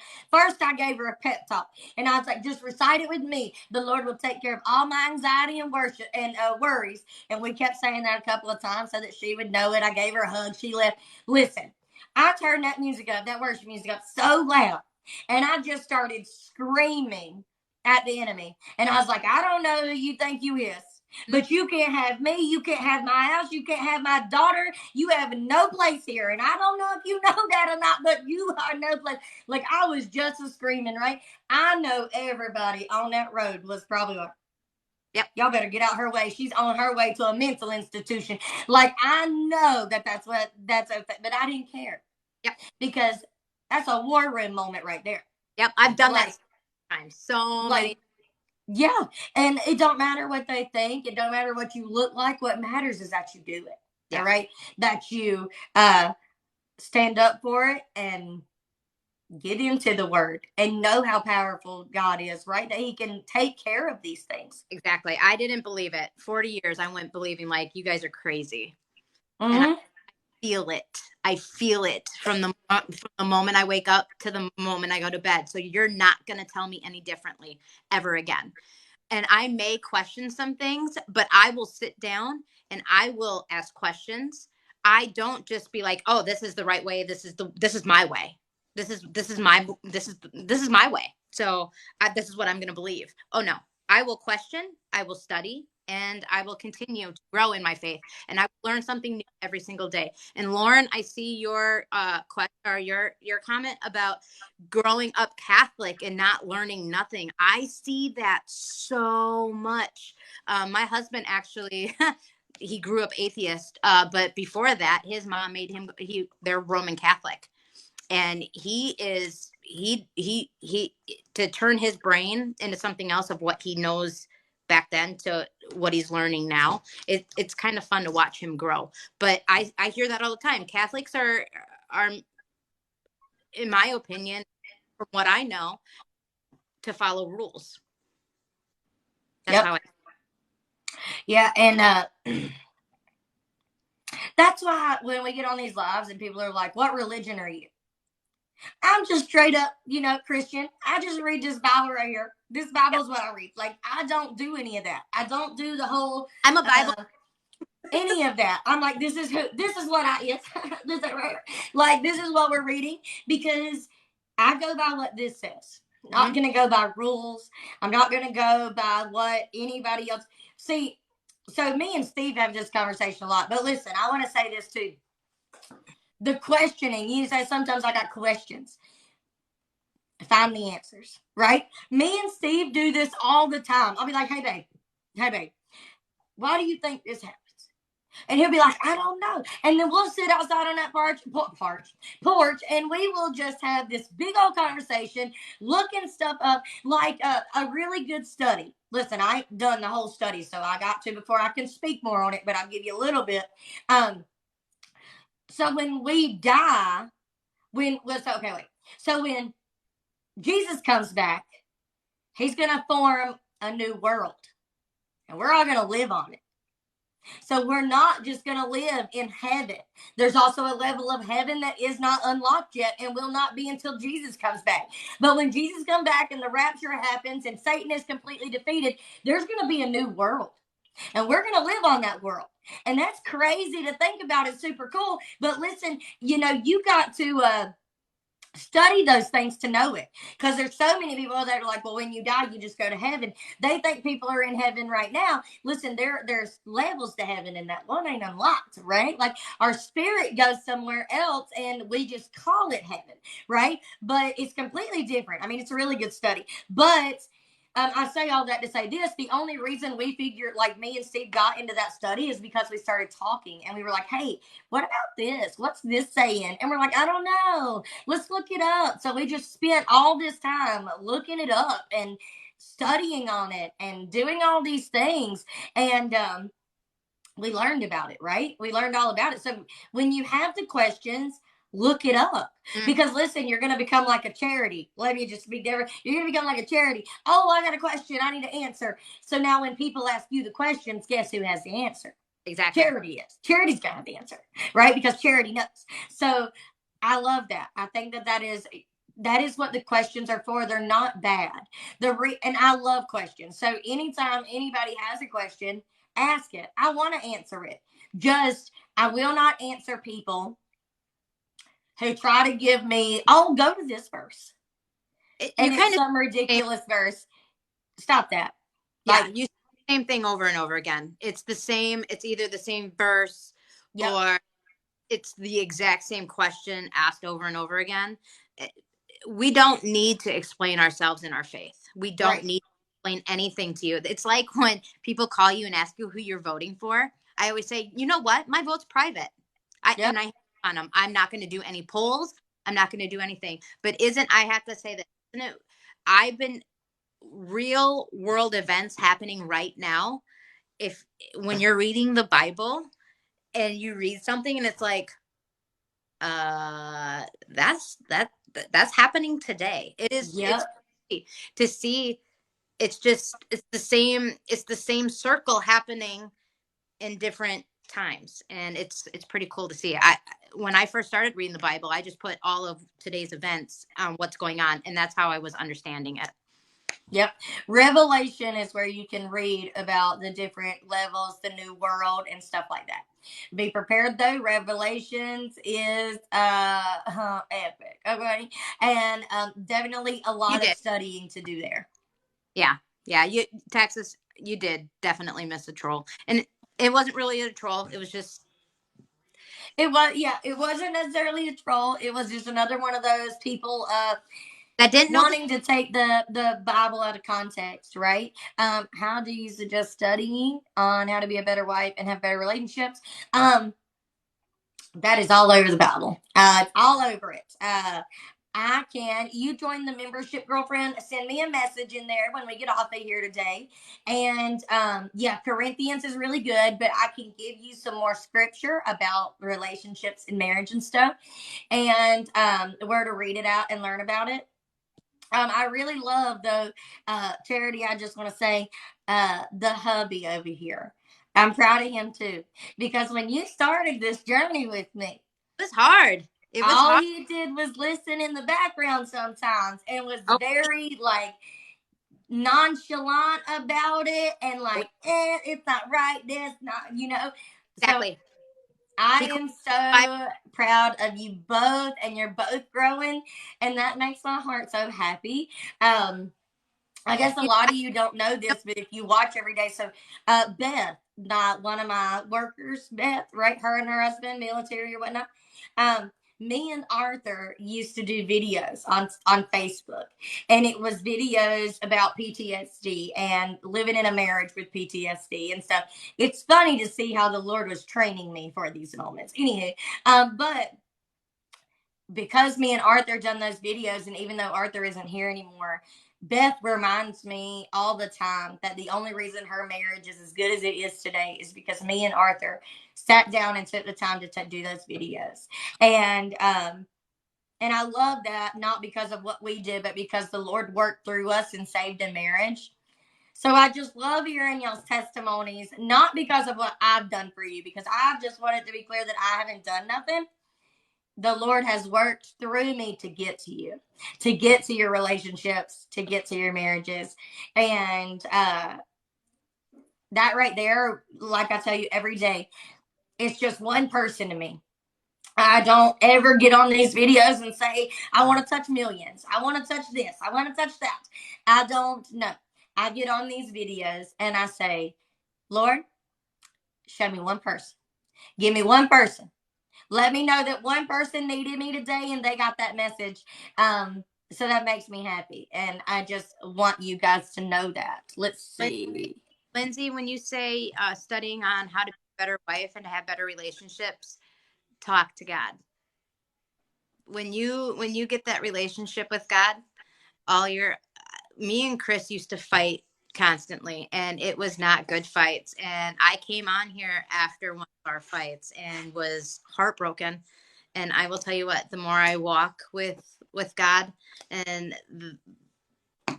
my relationship growing with him, I have no problem coming to Chris now and opening my heart to him. And I think I needed to have that relationship with God before I could have a relationship with him. And I'm so glad I do, because we weren't looking good. Yes. Well, listen though, but that's what I tell you about all the time, right? I talk to you guys about this all the time.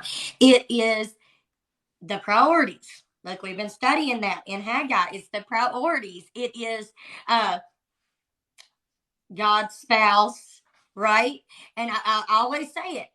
Your love for the Lord will change everything about your life, because everything you start to do now will be out of your love for Him. I did not put my up there. I did not. I put my kids before my husband. And it took me a minute to really understand Lord, husband, kids. Yeah. And again, you don't love your kids any less, but the more that you love the Lord, the more that everything you do flows out of your love for Him, right? So you started building, you and your husband were really rocky. You started out your relationship with the Lord. You started studying. You started doing the things.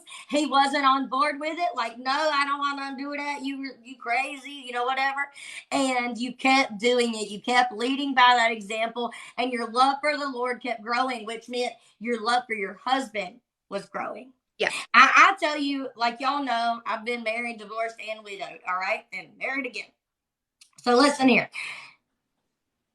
No relationship I've ever had has been better than the one I have with my husband now.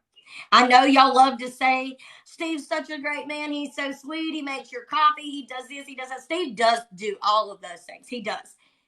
And that is a standard that I want my children to grow up learning, because you want to know what? His love for me flows outward of his love for God, right? Would you make God some coffee? T.S. you. Would you serve him? Would you do the things that he asked you to do, right? Mm-hmm. So do those things for your spouse. Treat people the way Jesus would treat them, the way God would treat them, the way, and I do the same, right? Me and Steve, we still fuss, we fight, whatever, but I love him. Anything he wants, I get it. Do you notice? Anything he needs help with, I do it. Like, I'm going to be his biggest fan just like he is mine. And more so or not, though, he's a bigger fan for me, right? Like, I couldn't ask for anything better than that, right? But it's a different relationship than I've ever had because our love for the Lord flows out of our love for each other. Does that make sense? You notice your fights a lot different now, or your arguments a lot. Me too. I will tell you, I was a person before being saved that didn't want to be around people. I would always say, I'm so lonely, but I was making myself that way. I didn't need friends. I didn't need this. I just wanted to do my own thing. I didn't realize how much I was sheltering myself, but I would always talk about like having a wall put up. I didn't trust no one.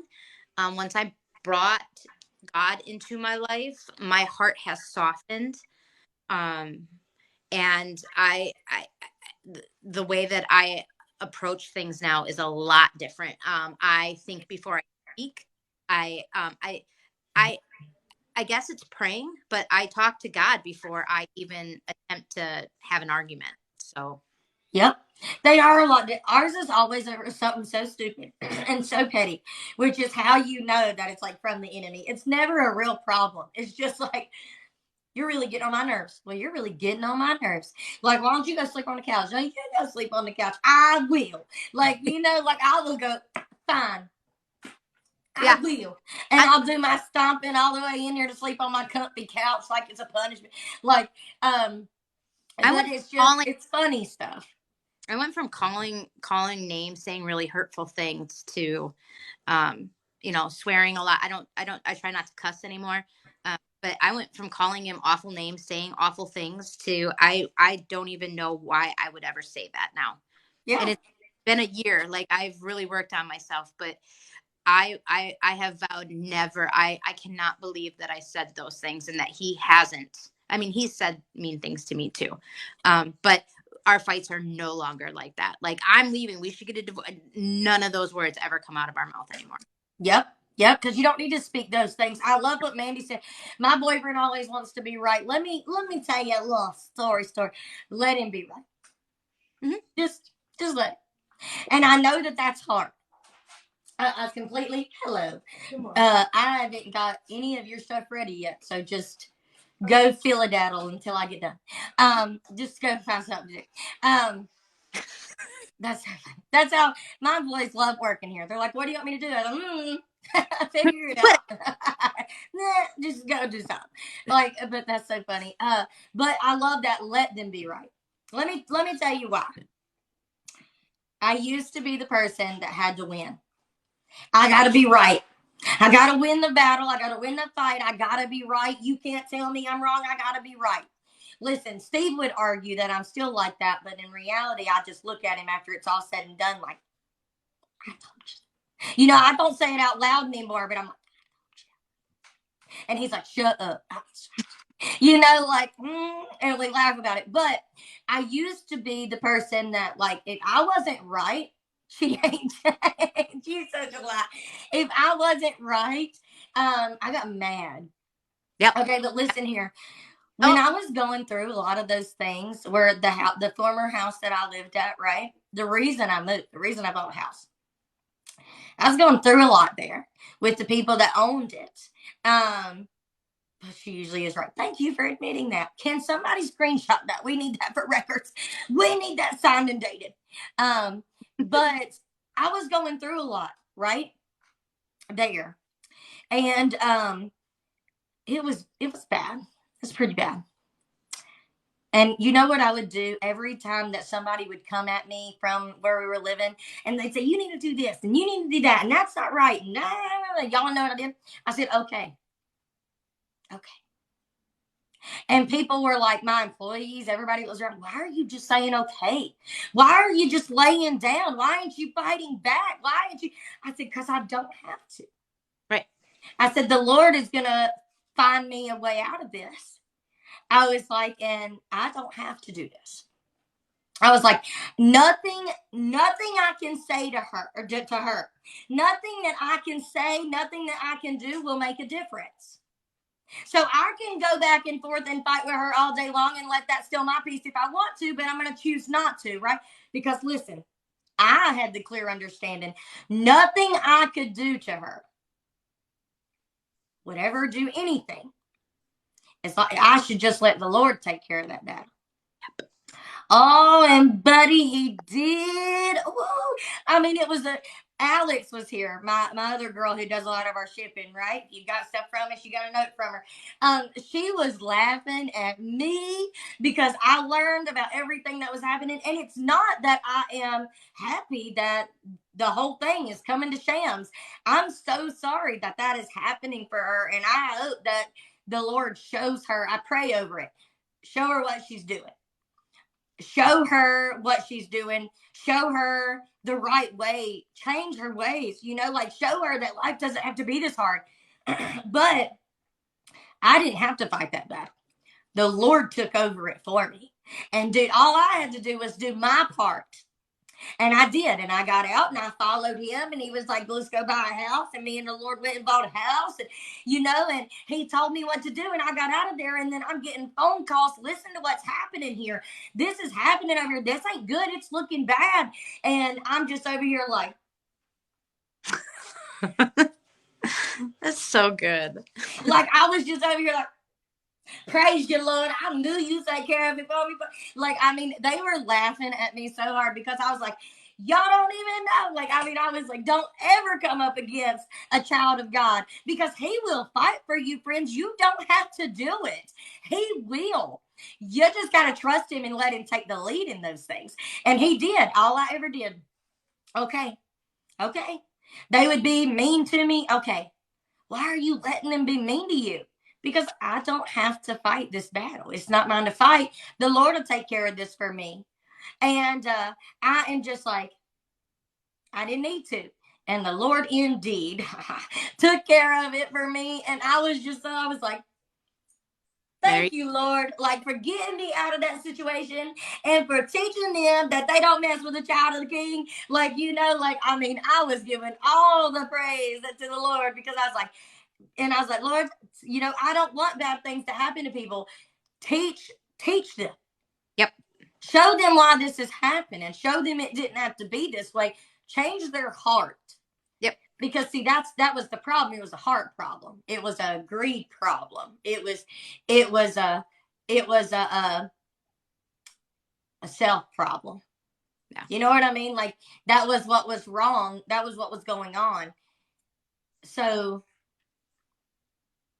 open their hearts to understand that the reason their life is falling to shambles is because you're not living it correctly. You know what I mean? Yeah. So let them be right. Yeah. It doesn't matter. Man, when you get that understanding that you don't have to fight your battles, the Lord fights it for you.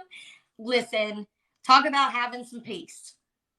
Talk about having some peace, all right? Because it's like, I don't got to fight this. Yeah. Did it still steal my peace some? Yes, it was a very stressful time. That was very stressful. I'm still picking up the stressful pieces. But it was what was best. And I didn't let that person steal my peace. Listen, at all, right? I let the Lord take care of those things. And he did. So when you start doing those things, well, I don't need to be right. Right. I don't need you to say that I'm right or wrong. It's fine. You can be right. I'll be wrong. It just doesn't matter, right? You don't. The Lord will take care of it. Talk to you later. Bye. You know what I mean? Don't let it steal that from you. Let's see. Jess, I can tell you, family, you really find out who your true friends and family are when it's divorce and it's something that you're really going through. Just know that we are here if you ever need to reach out. Just having somebody to talk to is really nice. I've been through a divorce as well. Family has turned on me as well. And I hear you, but you can't pick your family, but you can pick your friends. Yep. I love that. And listen, those of you who know my story, you know that my whole family turned their backs on me. Yep. When my husband died. So I didn't get a divorce. Mine died. And then when I rebuilt my life, they turned their backs on me. Yeah. some of my family let me live there, but when I wanted to venture back out on my own, this is a Dayspring Illustrating Bible. When I wanted to venture out on my own, and I found this little old place that I could afford, it didn't have any doors and it didn't have no windows. I mean, it needed like a lot of work. And I was like, look at that beautiful home. No, that is not what everybody else seen. They seen a mess. They seen that I wasn't a worthy enough mom to have my kids. They cussed at me, cried about where I was going to live, and I turned that bad boy into a beautiful home, right? But so I can they don't, what I love to say is they don't know your calling. Yeah. And that I can tell you, Jess, when I was saved and I was so excited to tell people about it. And what I mean by saved is when I stepped outside on my porch and wanted to tell people that he touched me and they're like, you're crazy. I lost a lot of family. I lost a lot of family. I really saw, I didn't have anybody to talk to about my faith. And I literally was bawling about this whole thing because I didn't even have my husband at the time. I mean, he was not in it to win it with me. He was really fighting me and telling me that the Bible was, the Bible's taken out of this, and how can you believe somebody? I kept seeing God didn't write the Bible, and it's been rewritten so many times. They're leaving so many stories out. Blah blah blah blah blah. Right? I was hearing that daily, bawling. Next morning, here's Kelsey on a video, Bible journaling, and I have not left her side since. So let me tell you what, you're here for a reason. He has brought you here for a lot of us have went through that. And I will tell you what, I stick with us. Stick with us. I seen a comment too. You feel led to be in a different state, you go. Go. Yeah, go. Go.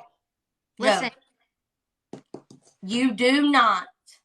Number one, nobody knows God's calling on your life. Number two, do not let people who do not know your calling keep you from your calling. Do not do that. I didn't. You will live the most unhappy life if you do that. And number three, you are not here to follow the world. You're here to follow the kingdom. You're here to follow the Lord. You're here to go where he calls you. You're not here to fit in. You're here to stand out. So guess what? When most people would be too scared to pack up their whole house and move cross country or wherever you're moving, and you're doing it, friend, it's for the Lord. It's for the Lord. You are doing what people are scared to death to do. Yep. Do it anyway. Be the person who says, I'm not here to fit in. I'm here to stand out, and I am going to go where the Lord is calling me. Don't let anybody keep you from where the Lord is calling you to go. And like, just you get up, you go. Listen, if they love you, they'll come around. Those people that my family that didn't agree with me back then, let me tell you something. Let me say, today, all right, wait a minute. Today, I get messages all the time. I'm so proud of you. You have completely changed your life. You are so strong. I'm just so proud of the way that you've handled your life. They're proud of me now. Right? Yeah. I brought my husband home. I built a big business. Like, what? Like, I mean, I look back and I'm like, I don't know how I did this. And I did it though. The Lord was with me, and me and him worked together, and we did it. And listen, they're proud of me now. Yeah. So they didn't understand at the beginning. They didn't understand why I wanted to live there, why I was doing what I was doing, but they're proud of me now. Yeah. I have family talk to me. Yeah. I'm crazy. They think I've turned crazy, and I will let them think that all day long. They don't have a say. I was always told I would grow. I was a really bad kid. And I was always told I would amount to nothing. And here I am. I own 2 businesses with my husband. I work when I want to work. So they can talk all they want. But I will tell you what, finding my faith has been nothing but a miracle to me. I never thought I would quit smoking. I never thought I could accomplish anything. Anything. And then I gave up drinking and smoking and binge eating and swearing and opening my heart. And I'm like, I'm this whole new person. And I don't want to go back to the person that I used to be. And I won't ever.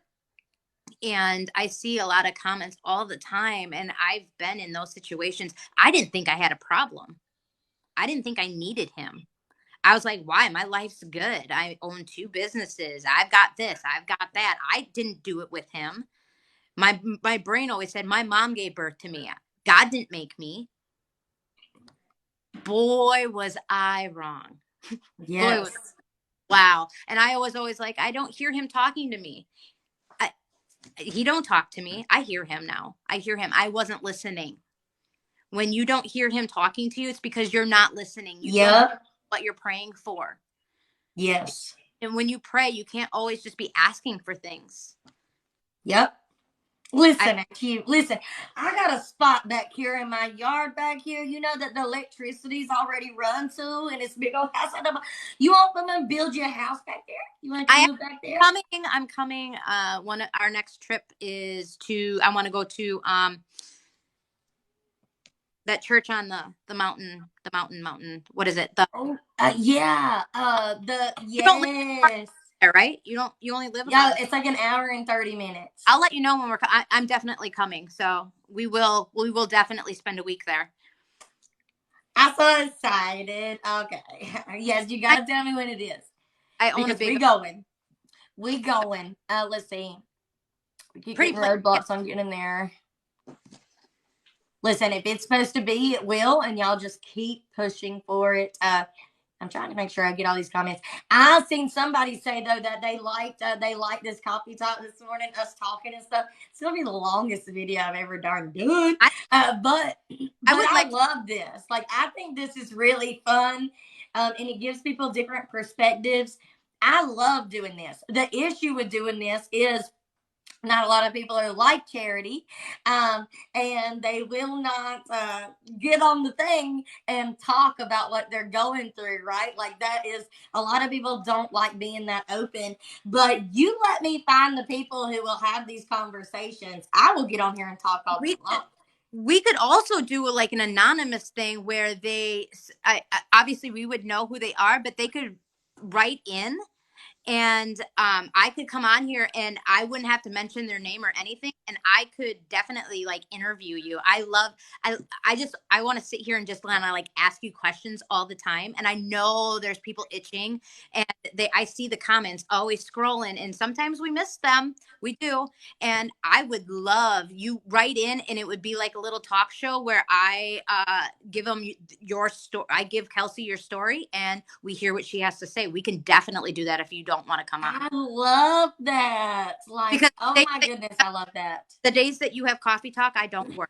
So yeah, so yeah, well, we could so we can either do it on a different day in the morning, or we can just add it as like an addition to coffee talk after like it's over during the morning or whatever. We could do that, because I think it's super cool. Like, listen, I'm not even opposed to doing it when I do my packing lives and stuff.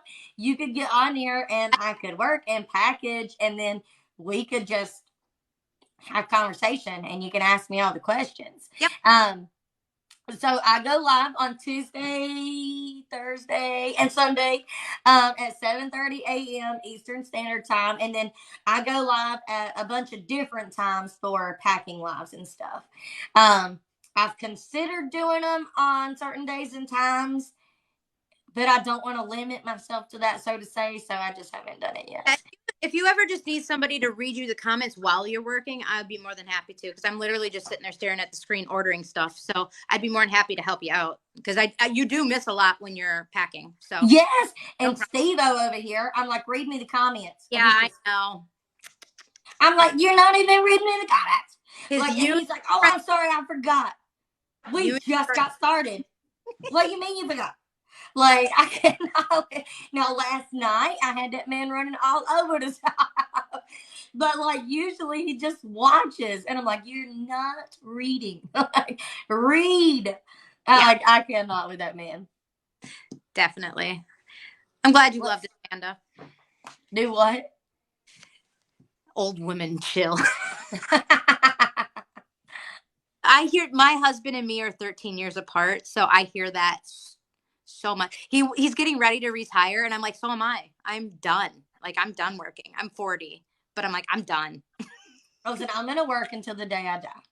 Me too. I don't think I could retire. I could not. You know, I often think about that. So, like, something that me and my friend talks about is me and her were talking about it, and I was like, really thinking about it.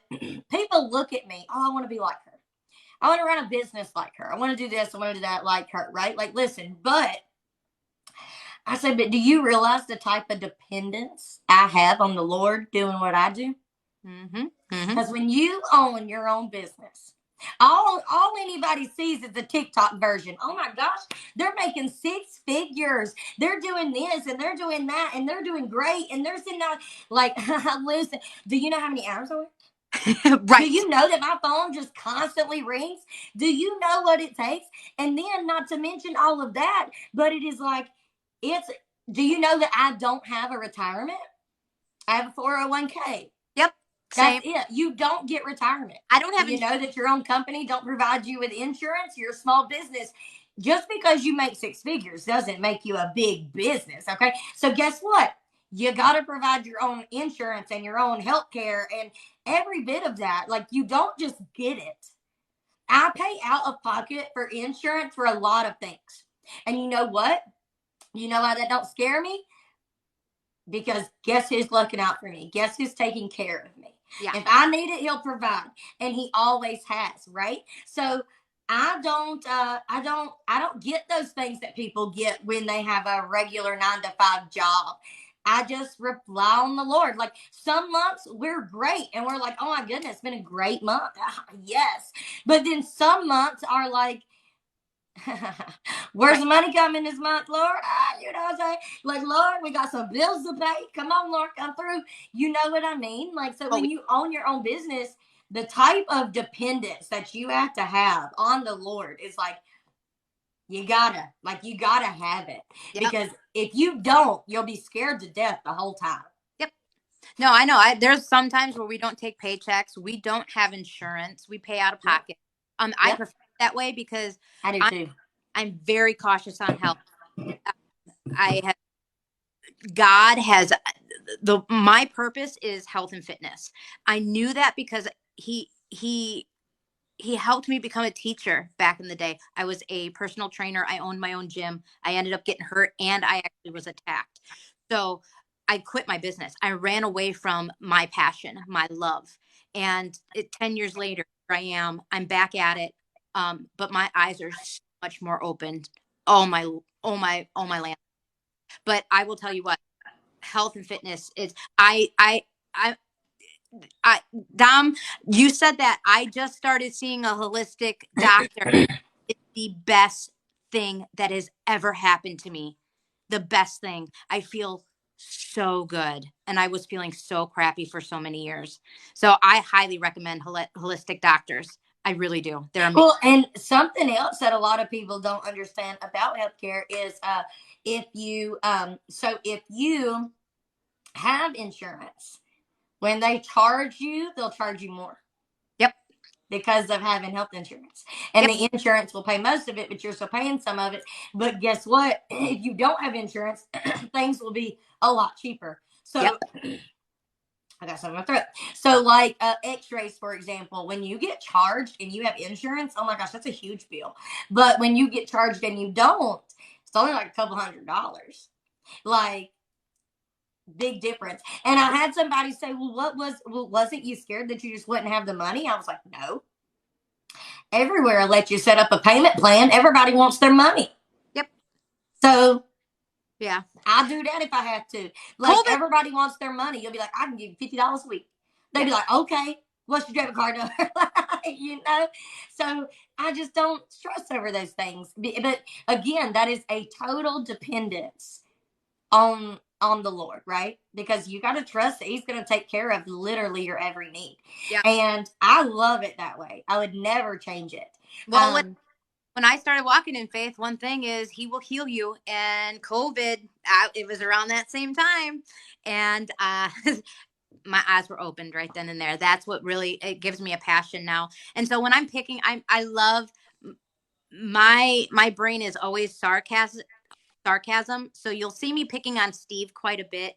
You'll see me pick on Kelsey quite a bit. But man, it's all out of love.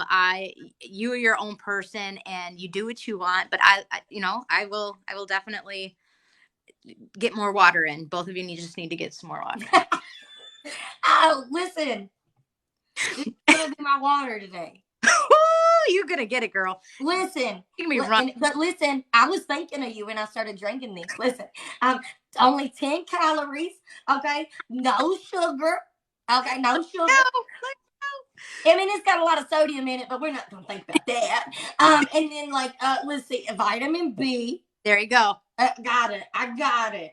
B12. I mean, I totally got it. It's totally water. It's clear, too. If I pour it in a water bottle, you'll never know. You'll never know. But that is so funny. But so I love that, too. I like being able to pick. That's why I'm always like, Charity don't own everything in the store, even office. I mean, like, for real. So it's so funny. It make it more fun. So I want to leave you with one question, and then you need to get to work. I know you do. Because I'm about to order something. Listen, woman. Listen here. So one question I have for you. Hey, Susan. When you first started your journey, when you started journaling, I have a problem. Let me put this in perspective. I have a problem with planners and always switching it out halfway through. I don't know if anybody else does this, but I can't stick to a planner. I actually, hey, Charity, have you seen my new race car? No, show me. I have actually stuck to one planner, and that's because it's helping me read the Bible in a year. I cannot stick in the same Bible. So give me, when you started journaling, what is the one Bible that you stuck in for the longest? She Reads Truth. Is it in a Christian Standard Bible? Yes, this one, yes. Hold on. You're actually sitting on a Read Truth. So this is it. And okay. I only stuck with it all year long because I read it all the way through in a year. Okay. I would not allow myself to buy a new Bible until I went all the way through it. And I did. What I did when I read the Bible in a year, and listen, it actually took me a year and a half, okay, because life happens. What I did was I bought this Bible. I bought it brand new. And then I read 4 chapters a day. That's what I do right now. 4 chapters a day. And every time I read the 4 chapters, I'd pick one chapter to journal. So every 4 chapters, for the most part in this Bible, I got hiccups, you were going to find journaling. Because I would pick one. And I would journal the whole thing. And the next day, I'd start 4 more. No, Steve, I think we could be, but now I'm like that with Bibles. So Me too. And I can't stick in the same one. So her employees are coming. Yeah. All right. You guys have anything else for Kelsey before we let her go and enjoy her day or she can just end this live and start a new live and start packing some orders because I'm about listen, that's literally what me and Haley are about to go do from all those I made last night. But we do have some more we got to make that came in, so we got to deal with that. We got some more we got to make. Yeah. So Sassy and Saved, I want you to know that I've watched every single one of your comments. So I love that you're here. I know FedEx is here, honey. Haley just opened the door and got it. My employees got it. This AB conversation. See your way right out of it. She got it. All right? She got it out there. Listen. See, we like to pick, though. It out. I love it. let's see, membership. So basically, we can, yeah, give me a second. So I actually had somebody comment on one of my TikTok videos and tell me that I should not, that I shouldn't, that that people are paying me to teach the word. I want you to know that that's not what you pay for. You don't pay for me to teach the word. I do that freely. And I do believe that I go above and beyond in my membership to make sure that y'all are where you need to be. I feel that I do, and I know that I do because literally every day I stress that I don't do enough for you guys. So there's that. What you pay for in the membership is $25 a month. What you pay for is digital downloads. All those digital downloads that you see, minus the Bible version cards, are in the membership. You get access to every single one of those. And every single week, look, Charity's showing every single week, I post 2 more. You get 2 digital downloads, 2 lives. We go through 5 chapters a week, and there's only 1 chapter a week that I don't go over, and you go over it on your own time. So uh, you get all of that. You get a 15% coupon for all the time use on our website. I forget what all that you get. We do discussions every week. I'm getting ready to start launching courses, which is a good question. Y'all that are in here, what is the first course that y'all want me to create? Like, I'd love to know that. I'm having a hard time deciding which one to create. So, I need to know what y'all think about what I should create first. So you'll get courses. You get a lot of stuff. You get a whole group of women that are absolutely amazing and on your side and by your side and all of these things. So I mean, lots and lots of things, and there's more. So we read and everything. If you click on my profile, go to the link in my bio. Our membership is there, and you can read it and see if it's for you. And that's completely it. The Zoom somebody was talking about earlier is within that membership tonight. We do like a fellowship Zoom every other Thursday. And we do like trivia and stuff like that. I think it's super fun. I love those things. Everybody gets mad at Angie because she has all the answers way before everybody else, and it's hilarious. And they're like, Angie, quit talking. And Angie's laughing, and it's just hilarious. Yeah. Joining the membership was the great. I will tell you what, I knew I had a really hard time following the Bible until Kelsey came along with the membership. I was one of the first ones to sign up with the membership when she launched it, and it's the best decision I have ever made. I am learning so much. I can tell you the app is absolutely amazing. She also has a chat that you can just go in there and daily chat. There's people that reach out for prayers. She has different stuff. What we're studying in, you will see that highlighted in the app. If you ever have questions, there is always somebody there to answer them. Like I a lot the last 2 because of my traveling, and I had questions. Kelsey didn't get to it, other people did. So I will tell you what, if you are at all thinking about it, I will tell you what, this is the sign to just sign up and give it a month. Give it a month. I will tell you what, it will probably be the best decision you have ever made. And don't let it get, like, I'm behind. And I thought I would be very overwhelmed. I'm not. I just jumped right back in. I will study later. But I will tell you what, Jess, I will be more than happy to pay for a month for you if you want. I will help you. Y'all are so sweet. Reach out to me. I will definitely help. We need to do something along the lines of sponsorships. I'm trying to figure out. Do that. I'm trying to figure out how I would organize it or how I could keep up with it. But I would love to do like the sponsorships as far as letting somebody. How about in the chat when you get onto your website in the chat box?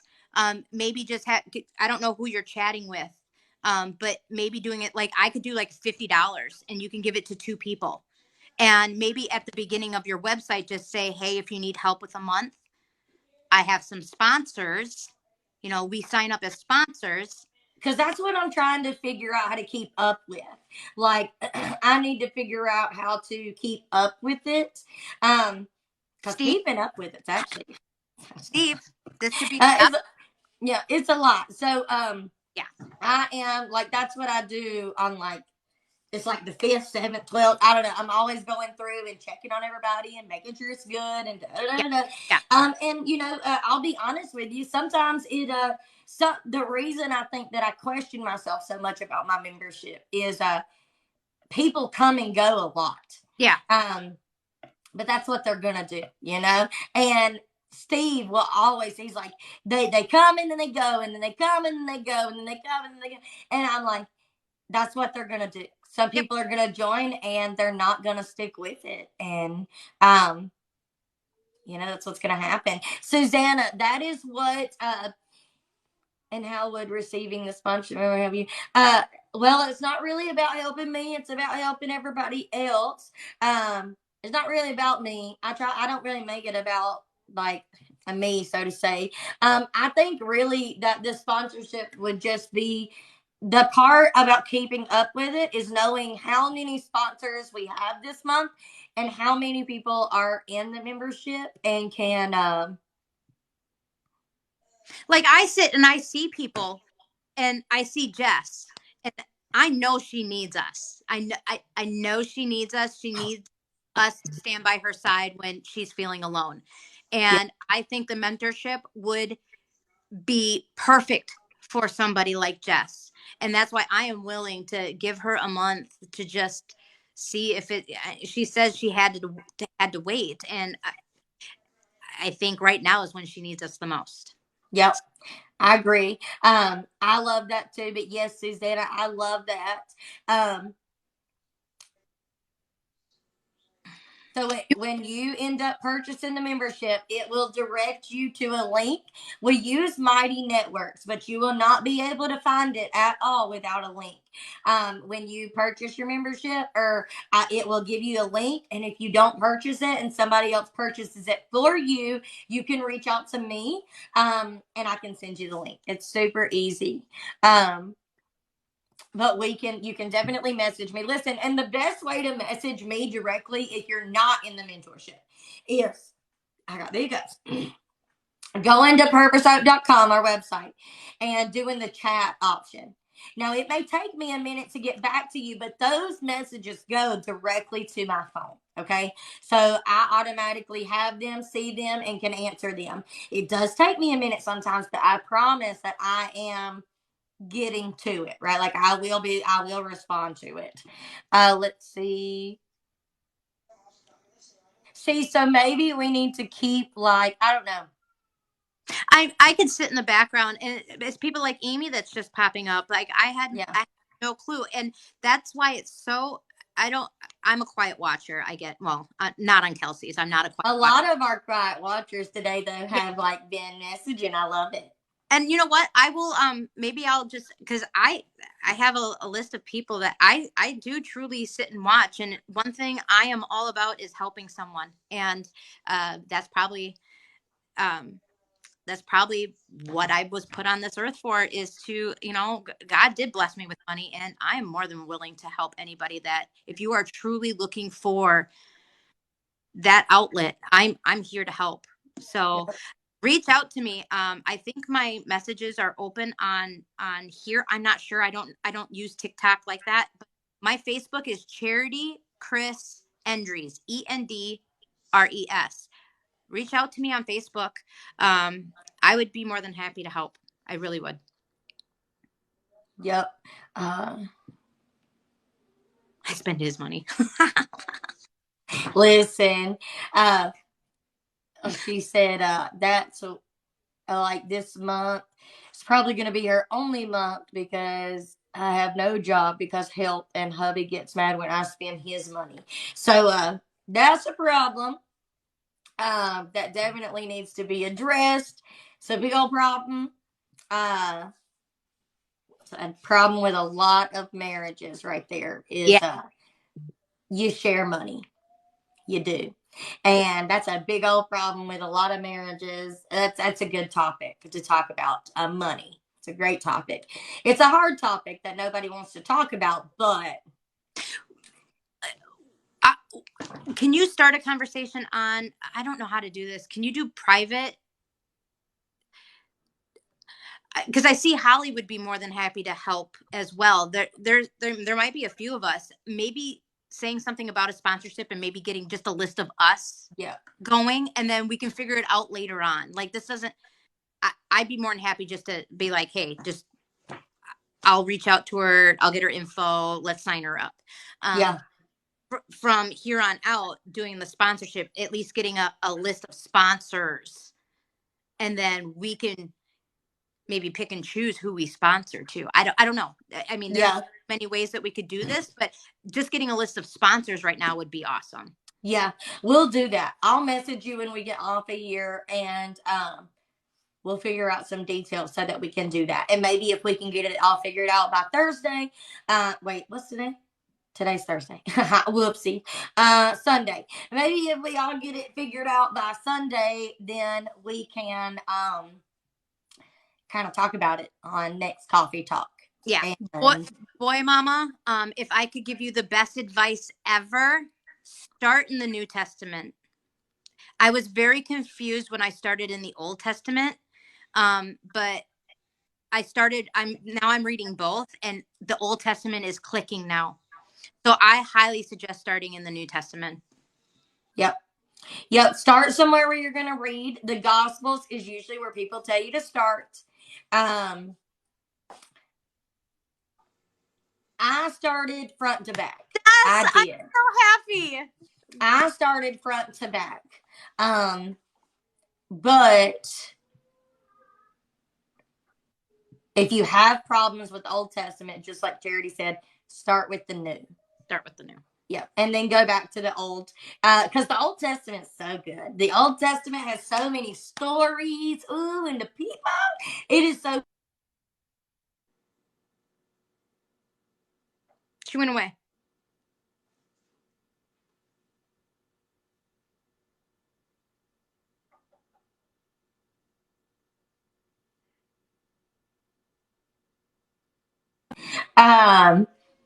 So you're like, you start making those faces. Can y'all hear me? Yes, now we can. Can you hear me? Okay, well, I don't know. When you start reading the Old Testament, you start making those faces like, yep. You know what? Like, because some things of that be crazy. But if you start in the New Testament and then you go back and you read again, it turns out to be so good. You just got to get started. So New Testament, really good advice to start in. Start in the Gospels, learn as much as you can about Jesus. I mean, that's the best thing ever. And then you can go backwards. Yeah, and it all depends on where your head's at when you start reading the Bible. Like, I started reading the Bible, again, not knowing anything and already having my own thoughts in my head. Crystal, I do too. Yeah, I read Genesis and then found Kelsey, and that's really helped me. I read 4 chapters of the Old Testament a night, and then I do the study of the New Testament with Kelsey, which has really helped. Helped me out. And I think after Acts, a lot of people in the membership want to jump into the Old Testament. So I think that that's what we're going to do. I don't know where yet, but I think that's what we're going to do. Yeah, the Bible, this thing, I spent $60 on it. Listen, though, this Bible was very expensive, but this thing's huge. Like, this don't even do it justice, okay? Like, this thing's a hoax. When I got it and it was in that big old box, I was like, surely this Bible ain't in this box. It was. It was most definitely in that box. That thing is huge. That is not one that you carry around. Yeah. It is something that sits out and looks pretty, and you Bible journal in it. You don't carry it to church. You take up 2 seats trying to open it. You be like, excuse me, Janice, you can't sit there because my Bible's got to have a seat. Like, that's how big this thing is. So I love this Bible, but there are so many good options. So you don't got to have this one. Get one that just has space and Bible journal and all of those things, right? So I love it. It's beautiful. But to be honest with you, this isn't a study Bible. Okay. The only thing this Bible has going for it is it has a lot of space. All right. Has a lot of space to write all the notes, but it's not a study Bible. It isn't going to help you study the word. You can read it and you can do your own studying, but it's not going to help you study. It's just a Bible with a lot of room to write your notes. So if you're wanting something to help you study, I would do a study Bible, a Jesus Bible, a Christian Standard, a She Reads Truth Bible. Those are really good. Those are really good. But this is just a journaling Bible. So is it beautiful? Yes. It's not something you can carry around. It's not something you're carrying to church. It is something that you are literally just journaling in on your own. So take with that as you will, right? Yeah, I bought one and I haven't. It sits on my counter because I really like the study guides and the other ones. So the Jesus Bible is what I've really been into, but I just grabbed the She Reads Truth Bible. I think I'm going to start this at the beginning of the year and journal in this one. So. Yep, I love that. Yep. And see, and that's what I'm going to use my big old Bible for membership and notes for membership, coffee talk, stuff like that. But then the one that I bought that's supposed to be here today, that is in chronological order, which I'm super excited about. I'm going to use that one on my personal time, and that's going to be what I use for my personal time is going to be that one. So, but all right, you guys, I love y'all so big. This was so much fun. I don't want to go, but I got to. I got to go get some work done. But Charity, I'm going to message you when we get off of here and we can figure out the sponsorship thing. All right, message me on the app. Okay, sounds good. All right, I love you guys. We'll see y'all on Sunday, and I'm sure I'll be in here some other time to package orders, talk to you guys. I don't even know, but I'm sure I'll be here over the weekend. But I love y'all so big. I hope y'all have a fabulous day, and I'll talk to you guys later. Bye, guys.